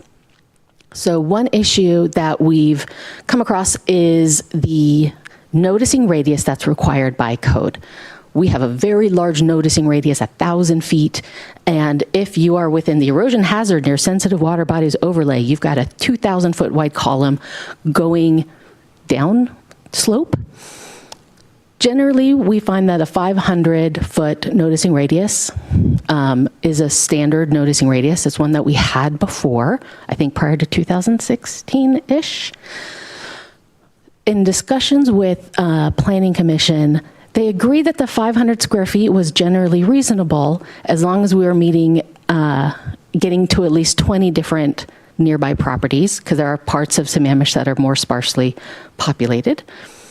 However, Planning Commission did recommend, and it's in the letter that's in the packet, that there be discretion by the director to increase noticing as appropriate for those places that are downslope. Or if you've got a large wetland, like there are some huge wetlands within Sammamish, if you're doing a project on one side, you might be affecting that ecosystem, and it might warrant noticing on the other side of the wetland, but we don't have that currently codified. So allowing that flexibility to increase noticing as appropriate for that sort of project. We do recognize having discretion can be a little messy sometimes. So in response to that, to minimize any messiness, staff recommends that we put together a noticing policy. So nothing codified, but something that would be an official document that we could have publicly vetted, and something that we can point to with residents and developers saying, if this, then you notice downslope or you notice across a critical area. So we have it spelled out, but it's not codified so that we can update it as necessary in response to community concerns or other priorities or technology advancements that allow for, little drones to plop notices right in your hand, whatever it is. So that's some of the proposed changes to noticing. We also have challenges with our noticing signboards. They're very big. There's a lot of text. I geek out on on-site notice boards. I am not a fan of ours. There's a lot of text. It's hard to read. It's hard to figure out what's actually happening or what it's really going to look like. So I want to be able to easily get to a website where there's plans and a project narrative and the critical area reports. And so having more flexibility with the on-site sign, where we can, instead of having all this prescriptive text that has to be on there, simplify it. Have a URL, have a QR code, have something so someone can easily get to a website where they can actually get to the nitty-gritty of the application. So, so we want general requirements for on-site notice boards with layout, location determined by the director. And with this also, we would want a policy saying if you've got a small project, like a reasonable use exception, maybe it's only, I don't know, a 2x2 sign and has, you know, maybe you only need one if you only have a 50-foot frontage. But we would lay out parameters for the size and locations and the number within a policy. So it's not codified and we don't have to update the regulations in front of you guys because you have more important things to do. So that's where we're proposing with on-site noticing. And then to counterbalance the changes to the comment period, we have a limited shot clock or chess clock that the state is putting forth for us to do these review times. Part of when the ball is in our court, I'm just going to mix chess and other sports metaphors. Please bear with me. We currently have a 21-day comment period at the very beginning of a project application. It's when we first receive it. Within 28 days, we send out a notice and we say, hey, people who received this notice or people who saw the notice online or whatever it is, you've got 21 days to give us comments. We're not saying we don't receive comments after that, but the most effective comments are the ones that we get earlier on, where we can work with the applicant to make the project better or to understand better the situations of a property. Usually we get great feedback from residents about like the physical characteristics of a site and its ecology and all that fantastic stuff, but that eats into our chess clock. So we are proposing a 14-day comment period. We looked at other cities. It kind of varied from 14 to 18 days. So we're proposing 14. Planning Commission supported that. You guys can give us feedback also. Then next, we wanted to modify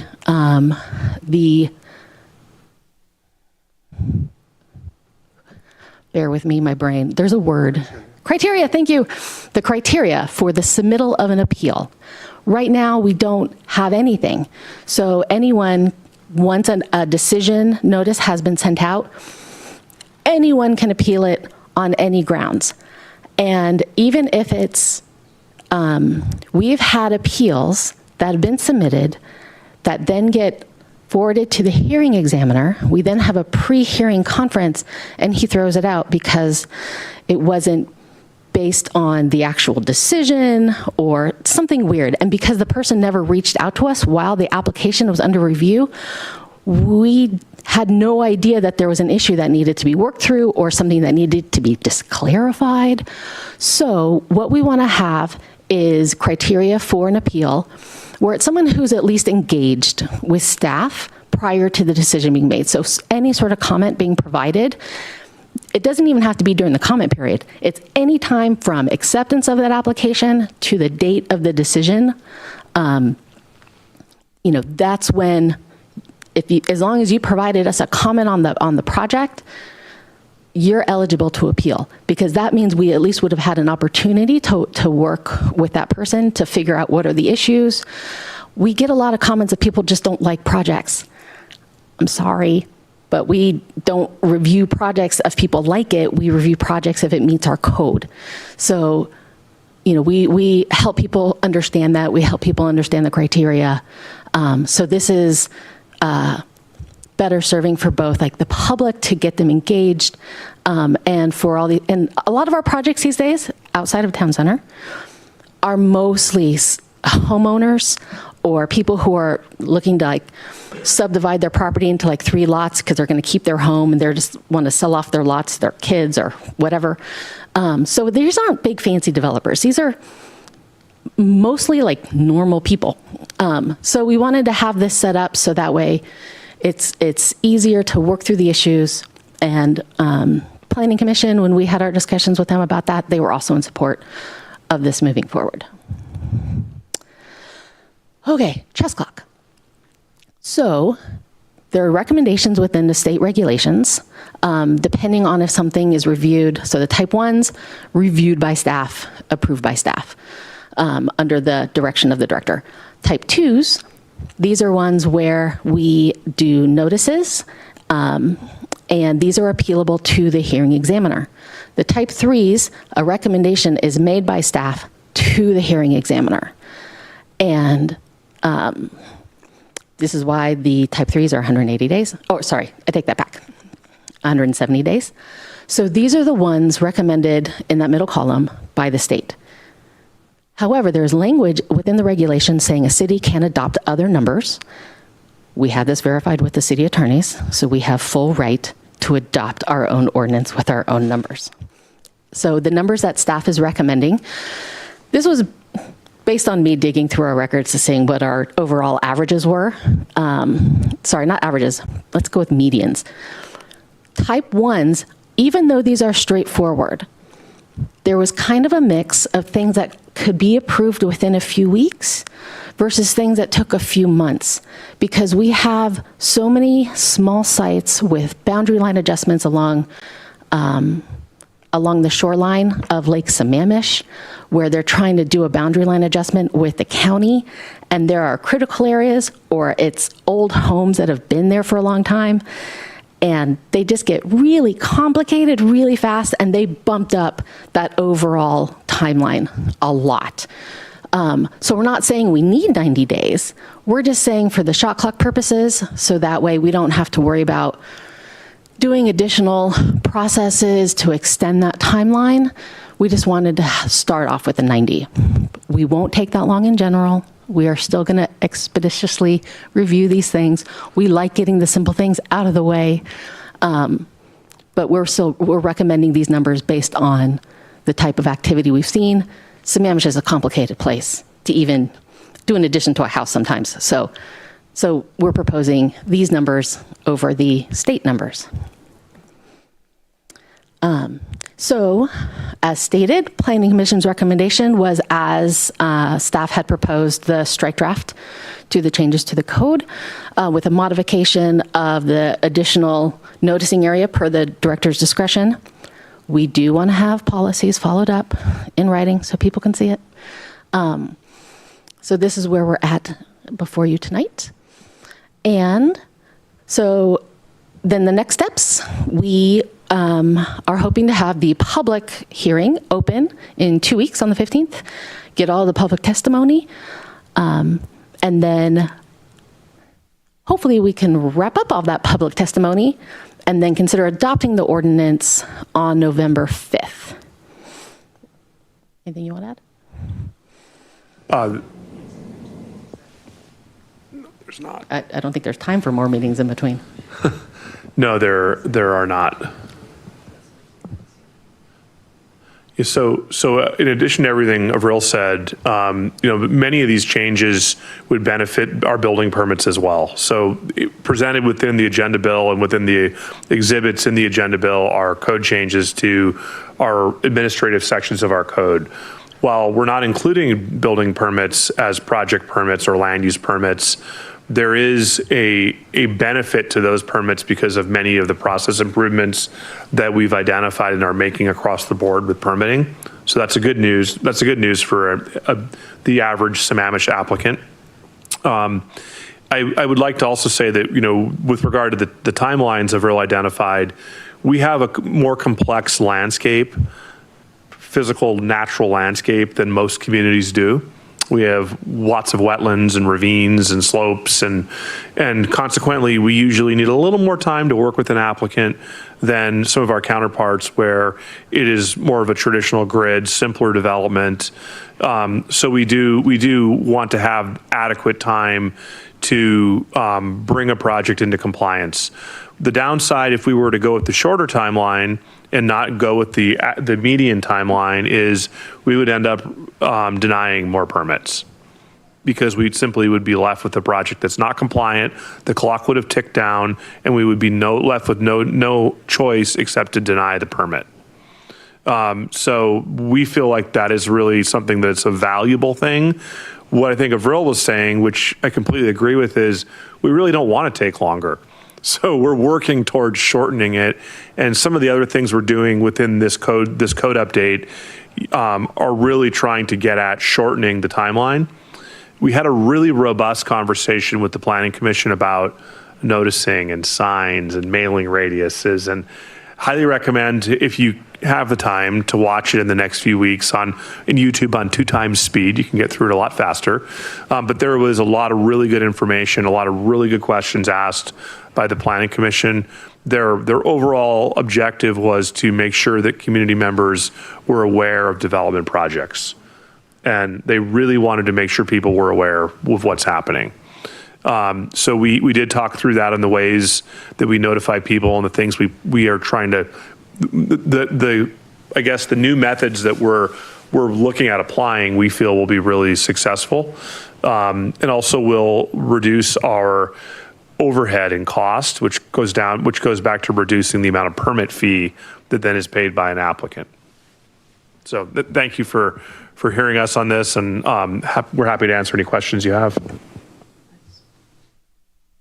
Councilmember Stewart? Yeah. What are the current time periods? Because you showed sort of the comparison to the state recommendation, but how do those relate to what we have today? Funny you should ask. So it's in the strike draft packet. There's a section within Title 21 under a section called permit issuance. That's an old table that's been there since King County regulations were carried over upon incorporation by the city.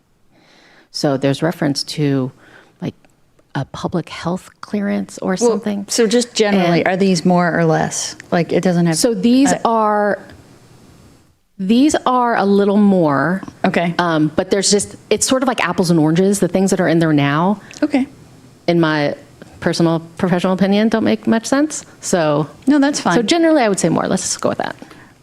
Because you referenced the wanting to reduce the commenting period, because this clock, although you called it both a chess clock and a shot clock. I know. But because of this clock. And so I'm totally fine with with the recommendations here in terms of the amount of time.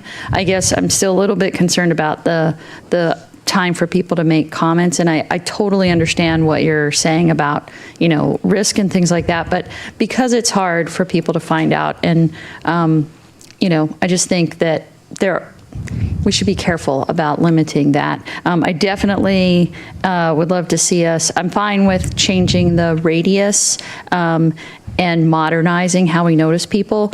Part of my concern about the noticing or the commenting timeline is that I think more and more people are behaving like I am. I don't get my snail mail every day. And so if I'm getting a notice in the mail and I only have 14 days to comment, I might not get it really quickly and have time to turn that around. So I love the idea of modernizing how we notice people. The signs can be smaller with larger font and a QR code. I think if we have a place on our website where if people are looking for information, they can find these kinds of things. And then we also have email subscription services where we should be sending that out to people who subscribe to any of our emails to say there are these notices so people can find them. And then if we want to shorten some of those timeframes, that makes more sense if people are getting it in more real time as opposed to I only get a notice in the mail. Mail is really slow too. So you guys might, it might get mailed out, but again, I might not see it until it's already day 12. And so I'm a little bit worried about that. And then Yes, let's have some appeal criteria. So totally supportive of that. Thanks. So the date was 120 days in the code prior, 60 days for single family. I do want to point out that prior, no city that I'm aware of was actually measuring the number of days. They were measuring it and reporting it out, but it meant nothing. And that comes from the Local Project Review Act. And what's happening is with this shift, we're now being held to these timelines and we're required to report out, and there are ramifications if we don't meet those timelines. So we're looking at all the things that go into that and the recipe for a project delivery and looking at what each recipe measurement is and how to trim down respectively all the components to that to make sure we can actually really truly hit those timelines. Awesome. Thanks. Councilmember Gupta. Thank you for the presentation. Also supportive of the noticing at 500 feet, minimum 20 parcels, or 20 properties with the addition of the noticing policy. I think that's an important piece to add. I did have a question on Exhibit 2. And also thank you to the Planning Commission for doing the heavy lift on that. That was a good meeting. I maxed out at about 1.25 speed. Beyond that, I can't quite process. But for the sign standards, I understand the challenge that we're having with the single vendor and the sign not being buried deep enough, and because they want to avoid the utility locations. In this Exhibit 2, it mentions that the SMC requires that the signs be posted by the applicant, but the reality is that it's posted by the city, and I was curious as to why that is. So we could always put it on the applicant to do it. However, we feel better and more confident that the sign will be there in a timely manner if the city takes the initiative to do the on-site sign.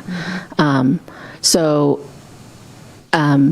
it's easy to go the direction of code saying by the applicant, but the city takes the initiative of doing it versus saying it will be by the city, and then if for some reason we ever said, applicant, you need to do it, that would be more difficult. So keeping it this direction allows us to be more nimble. We also collect a fee for it. So it is, in essence, by the applicant, the city doing it on behalf of the applicant. The first city I worked for, Shoreline, back in 2003 when I started in local government, I would hand out signs to people for people to put up, and we had some applicants that thought that the sign could come down. It was kind of like a real estate sign, like an open house, and they could put up the sign on some days and not other days. We had all sorts of issues with the sign. So we feel that by us putting it up, the property owner or the developer is less likely to meddle with it. It's more predictable that it will be up and that we can actually go and make sure and follow up on it and we're in control of it. We could also update it if there's information to add to the sign. Okay, so that makes sense. So it's not like a process that's failing. This is the best way forward. Okay, thank you. Okay, we have 8 minutes left, so should we go ahead and extend now? What do you think, 10:30? I'm looking at you, Mike. Cool. Would you like to make that motion? Yeah, go ahead. I motion to extend our meeting to 10:30. Second. All right, moved and seconded. All those in favor say aye. Aye. Opposed? Okay, Councilmember Treen. So I would increase the mailing radius based on the information that you gave us this morning about some of the conditions that we find in the city with some of our critical areas. Unless the planning, because I didn't listen to all that, by the way, but if the idea was that the 20 parcels would make it so that it was more than 1,000 feet, then I gotcha, right? So otherwise I would increase it. The other challenge that I have had with the city since I moved to the city and bought my home, or we bought our home, is the backside of getting information about a parcel or about a project or what's allowable on a piece of property is, or what resolutions, ordinances would impact what could be built or may be built. It's the backside of our website has not been improved. So front looks way nicer, but the backside. So my point is obtaining usable information from the city on various projects is difficult, and I'm trying to be really nice. So, so because of that, I would just say fix that first before I'd be willing to say, yeah, this is a good way to move forward about, the whole process in a sense. You have enough time put in there because it's what the staff needs. So yay, let's do that. But at the same time, it's like, let's get the information or have the information available to the public so they can do that. And since we haven't fixed that, I wouldn't change the appeal process at all. So until we fix some of the back end workings of how people can access and get the information easily, besides what Councilmember Stewart said, which I totally agree too on the mail, if I don't get notice and then you say I have 2 days to make a comment, so that then if an appeal was necessary, I would have to have made a comment or been a part of the process, then I'm messed up. So the appeal process needs to be the way it is until we change. So just to clarify, we accept comments up until the time of decision. Yeah, but if I can't get the information to make a legitimate legal, and getting the information, then getting it to say legal, or I'm going to get it to somebody who can help me understand what it is, how it works, what I'm supposed to do with it, and then, then I have 90 days to figure that all out and and then have the guts to actually make comments. That's what you're asking the residents to do, is to be pretty courageous to actually say something about what's going on, and it's their neighbor right next door to them, or it's somebody that's outside the neighborhood that impacts their neighborhood. We get comments and questions pretty regularly from neighbors on project notices that go out. I don't have data on the number of applications that we receive comments on. Usually it's questions trying to get an understanding of what's happening at a project site. So the reason why we have the formal comment period at the beginning is because staff doesn't complete their review until that comment period has ended. So that way, when they're doing their initial review of an application, they've got information as part of that first formal review process. I understand. If questions or comments come in after that, we will still engage with that neighbor, with that resident, with whomever it is. Okay, if somebody's going to go to the appeal, I understand what you're saying, and I can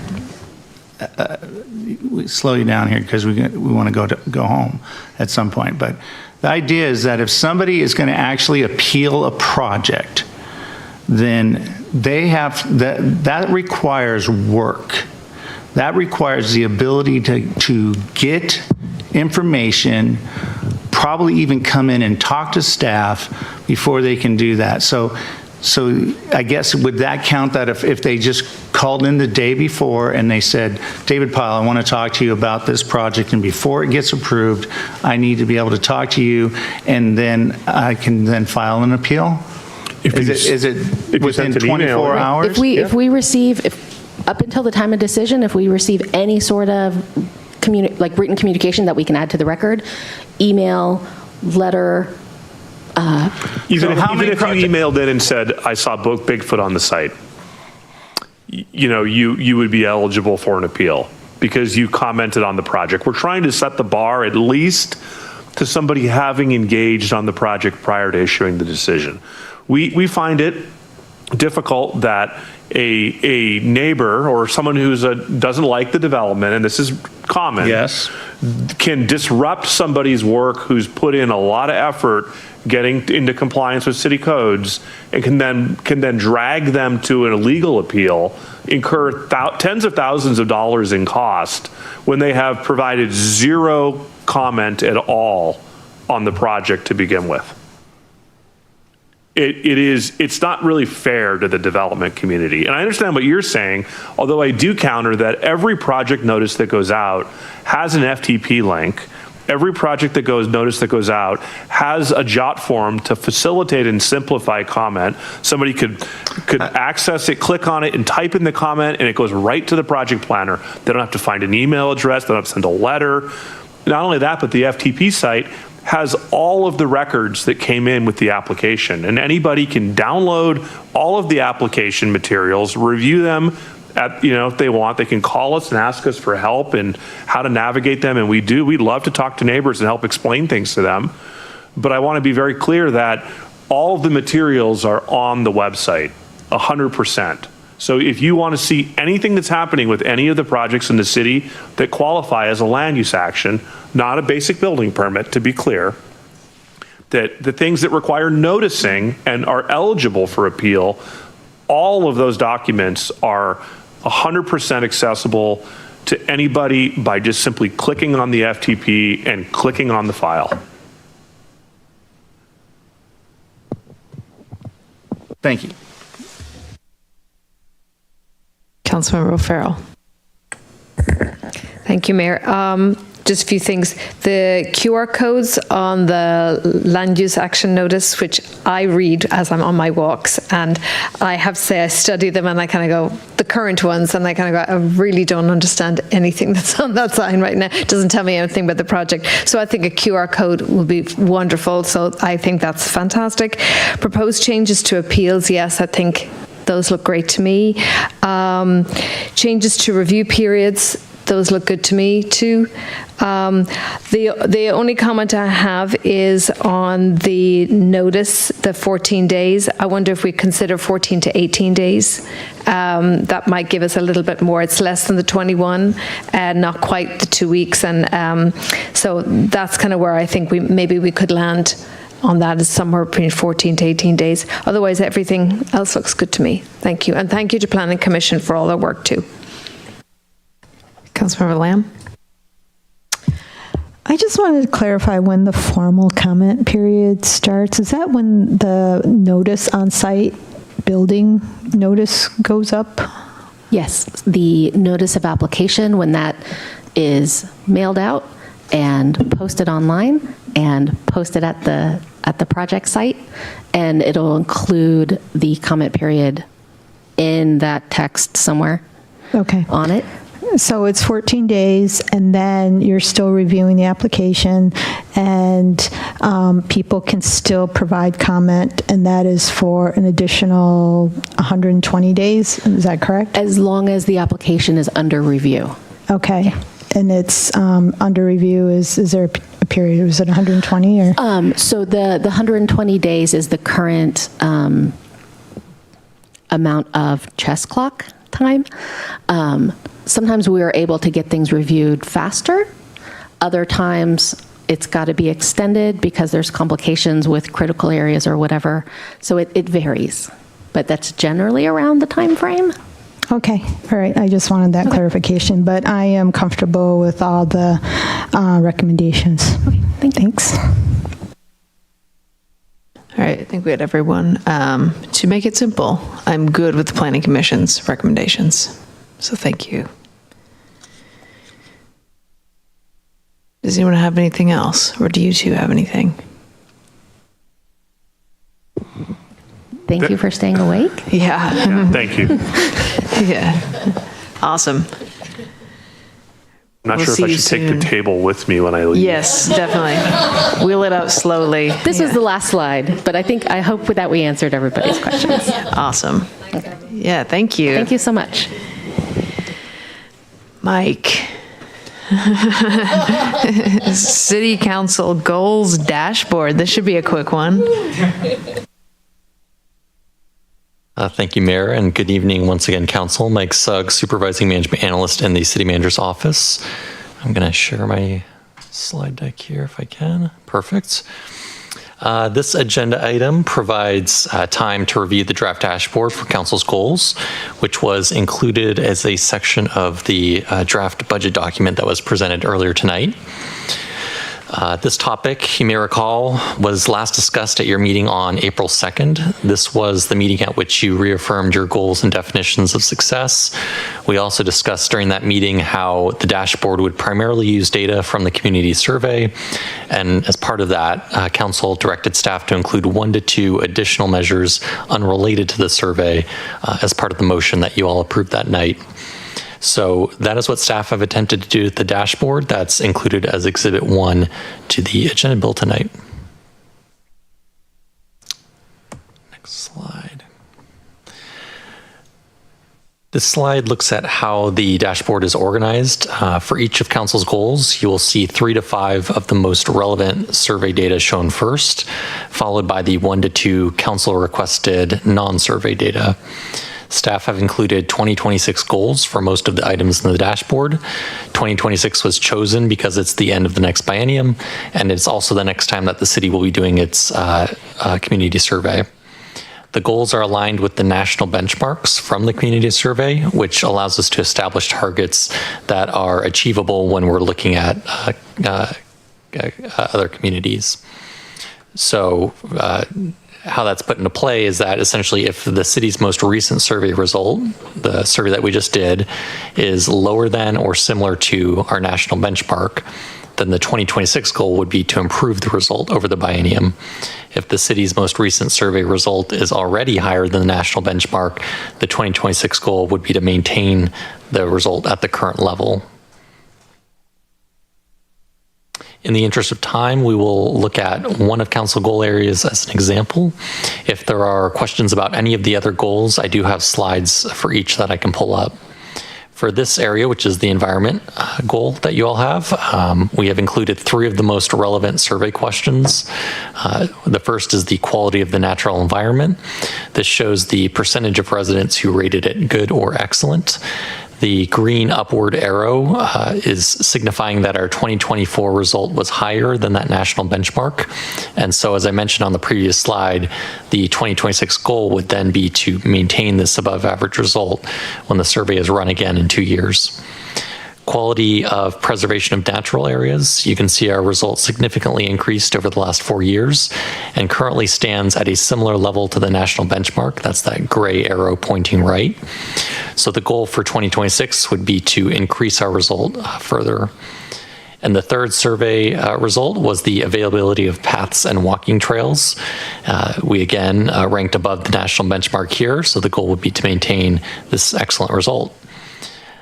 Below those 3 results, shown to the right on this slide, we show 2 non-survey measures.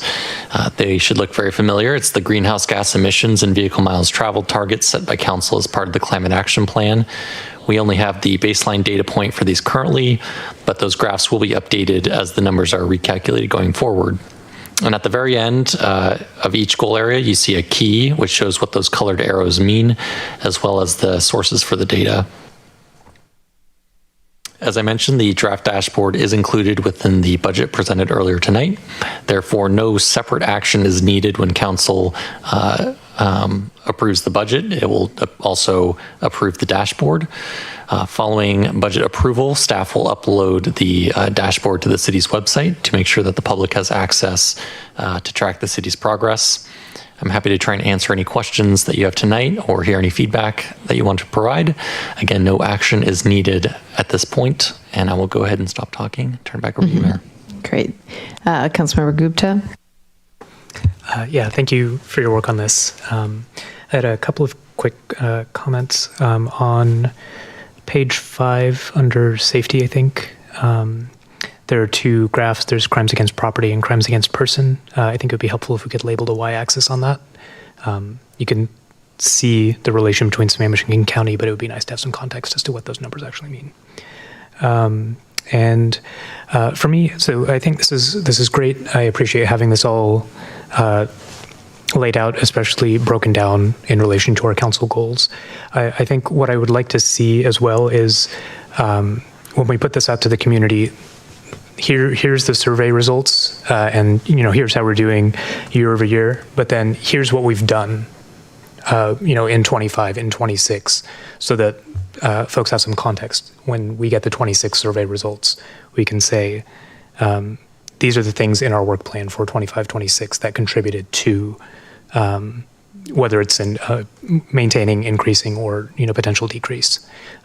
Just to add some context, because it's great to have the survey. We should have that published in an easily graphical, in a manner that's easy to digest. But I would also like folks to have some context so they can just go to this one thing and say, we were here, we were there, and here's what we did in the interim.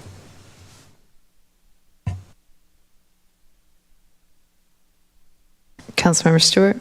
Yeah, if I could do a cartwheel, I'd do a cartwheel. Thanks, Mike. I'm super excited to have a dashboard and to get this started.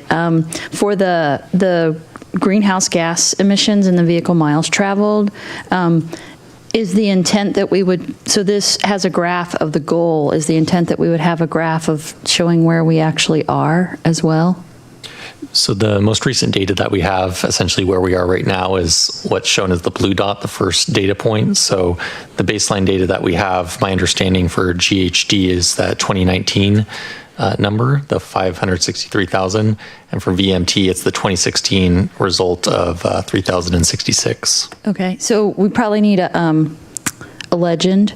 And I will also say that from an accessibility standpoint, we need to make it a different shape or a different size. Just different colors isn't accessible for folks with visual impairments. So that would be great. I would think as we go into next year, if we can have a work plan item that maybe we can start to take this and maybe go to the next level. I think especially for like our greenhouse gas emissions, we probably need to break that down a little further, right, in terms of the different categories, because the overall number, it's going to be really hard to understand if there is movement, where are we doing well versus where we aren't, right? And again, the goal of this is to kind of really see, are we making progress? And if so, where? And if we're not, where aren't we? And so we can dive into those.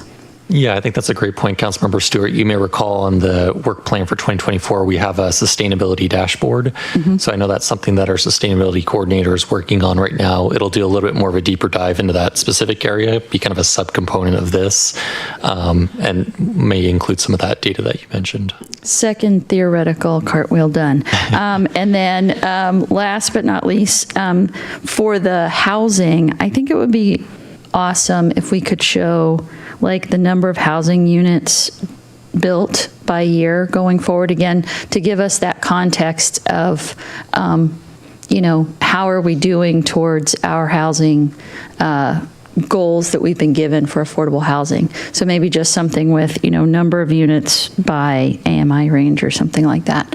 Because I think, showing how much we've contributed to ARCH is lovely. But at the end of the day, it's really about have we created the necessary units. So that would be my only feedback. But thank you so much. Thank you, Councilmember. Councilmember Lamb? So I am excited to see this dashboard finally. I understand this is a work in progress, and I agree with a lot of the comments that have been said. Maybe it's just me, but the arrows and the box that says increase confuses me. And I don't, and again, maybe it's just me, I don't understand why we need to compare ourselves to the national benchmark. Isn't the goal is that we just continually improve year over year?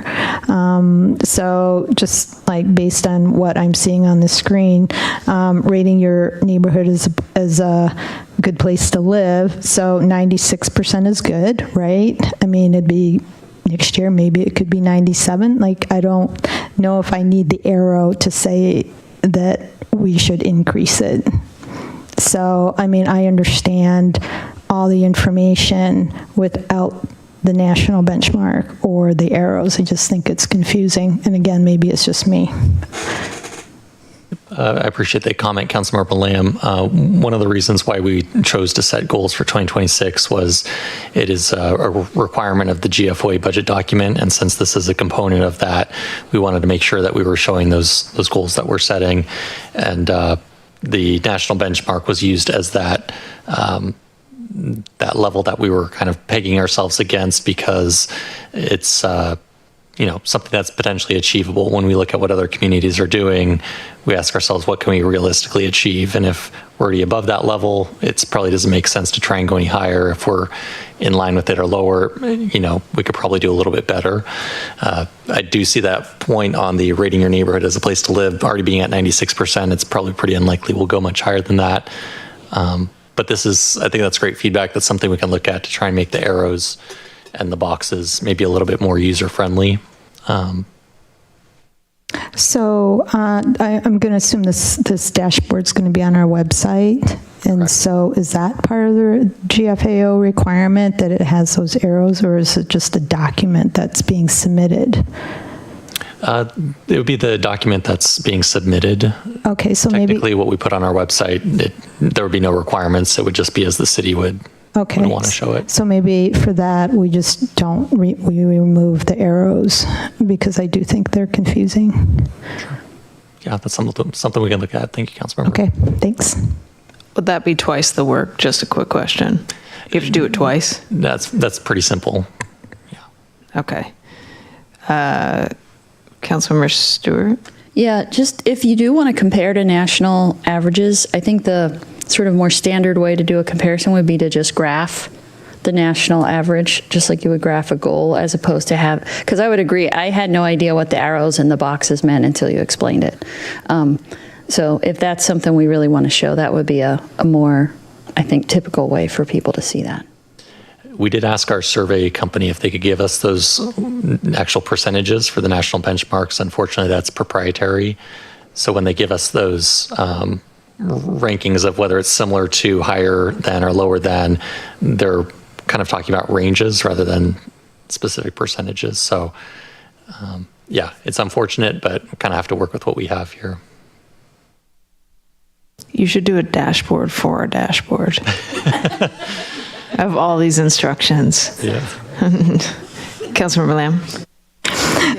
So I am maybe still confused. It says increase, but the arrow is gray going forward. So to me, increase is green going up or green going to the right, but it's gray. So then, I don't know, yeah, but it's just confusing. Completely understand. We'll try to rework that. Yeah, and the one's going down, the one below that, the housing, but it says increase. You blew it, Mike. I know. Yeah. Councilmember Gupta. I was able to parse this, but I also agree we could make it maybe more visually apparent what is going on. I would like to see some comparison to the national benchmark, because I do see the value in kind of prioritizing, well, hey, we're doing really well here. Let's, for the next 2 years, let's put our focus somewhere else. I don't think whatever this dashboard says would preclude us from doing something that we identify as an area of focus. Even if we are, at 86% trust in our police, we couldn't say, well, gosh, we really want to get that up, even if we are at or above the national benchmark. But I do think that is helpful information for me, at least, to have here. So then when you come back, you'll show us where it's going, because I'm assuming it's not going to be the first page, but you'll figure that out somewhere. If you go to the website, sorry, I was just thinking about finding this survey, right. Yeah. Or you can come back later and discuss your thoughts. My thought would be, we have a few headers on our website. It would probably be one of the drop-down boxes under the headers. And we kind of create a page that you could see the full community survey data with a little bit of information about it, as well as this kind of council dashboard. So it's all in one spot. That sounds good. Yeah. Thank you so much, Mike. Thank you. Okay. Scott, I think that's where we're at. Thank you, Mayor. I will make this brief, given that I think we're all getting a little rummy, myself included. First off, I want to give a quick note that I stood in for Deputy Mayor Howe at the levy meeting this last week. The levy committees voted on bringing forward based on the recommendations from the subcommittees. So it's a 25-cent levy rate. estimated to raise nearly 1.5 billion over 6 years, and it was all of the recommendations from the subcommittees were moved forward. So the next step would be that this proposal has to be verified and supported by all of the jurisdictions that have a seat on the levy subcommittee. So the next thing that we will see is it will come to us in formal version and ask for our endorsement of that. So that is the next step in that process. I just wanted to share that out on behalf of Deputy Mayor Howe. A couple other quick items. I want to invite the community out on Saturday, October 5th, this Saturday at 10 a.m. at Inglewood Middle School for our grand opening of those fantastic new fields. I know we heard a lot of input from some community members tonight, but at the end of the day, council has contributed a significant amount and it looks fantastic. I'm really excited about the final outcome of that. So I want to invite everybody out. And as a result of that meeting, we have had to reschedule the Coffee with Council. I do want to share out, and we'll post this on the website, that we've had to move it to Saturday, October 12th this month. Apologies for anyone that was lined up to go, but they conflicted at the exact same time. So we will try to accommodate both events. So with that, Mayor, I'll turn it back over to you. Yeah, the Kenmore. See, you can tell I'm tired. Yeah. Apologies. And then one other item is you got in, it's in the packet and in your update from last Friday, the city of Kenmore has asked for cities to sign on to their letter in regard to a proposed Puget Sound energy rate increase. And so we're just looking for council direction on whether or not you all want to sign on to that letter. The deadline was technically it's tomorrow. So we are right on schedule. If we so choose, then we will reach out to Kenmore tomorrow and let them know. And if not, we'll let them know as well. So with that, I will turn it over to council to get direction on whether or not council wants to sign on. I mean, I'm a no. I don't know if you need a vote on this. Is that what you're looking for? Or head? Yeah, head nods. Just okay. What it's. We need council majority direction on whether or not to sign on to the letter. Councilmember Stewart. Yeah, I'm in favor of signing on. PSC hasn't been providing much discount to those who need it in the area. I did a little research. They are a for-profit company and they had over $200 million in profits last year. So I think being able to offer some assistance to those in the 30, 50, and 80% AMI ranges above the 5%, I think is critical for our folks. And especially given that they are also at the same time asking for a fairly substantial rate increase coming up in the next 2 years. Thanks. Councilmember Lamb, did you want to speak to that, or did you want to make a motion? No. I can speak to it, but I also support signing on to the letter. I took a look at they're using the federal poverty level to determine how much of a discount, and it's $31,000 for a family of four. And in King County, low income is considered $72,000. So I think there's a big difference between what should be determining whether or not you get a discount. It should be the $72,000. So I do support signing on to the letter. I can make a motion. I motion to direct the mayor to sign the City of Kenmore's letter. Second. Sorry. It's moved and seconded. All those in favor say aye. Aye. Opposed? Nay. But I'll sign it anyway. Yeah. Okay. Now, council reports.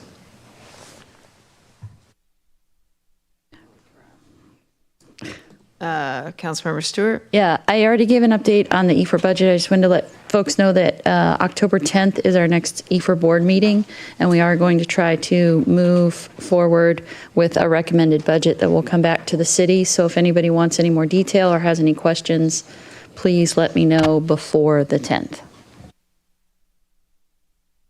I saw somebody over here. Yeah, go ahead. No, Councilmember O'Farrell? You all received the email that I sent out for the latest RIA 8 meeting that I attended, so please take a look at that.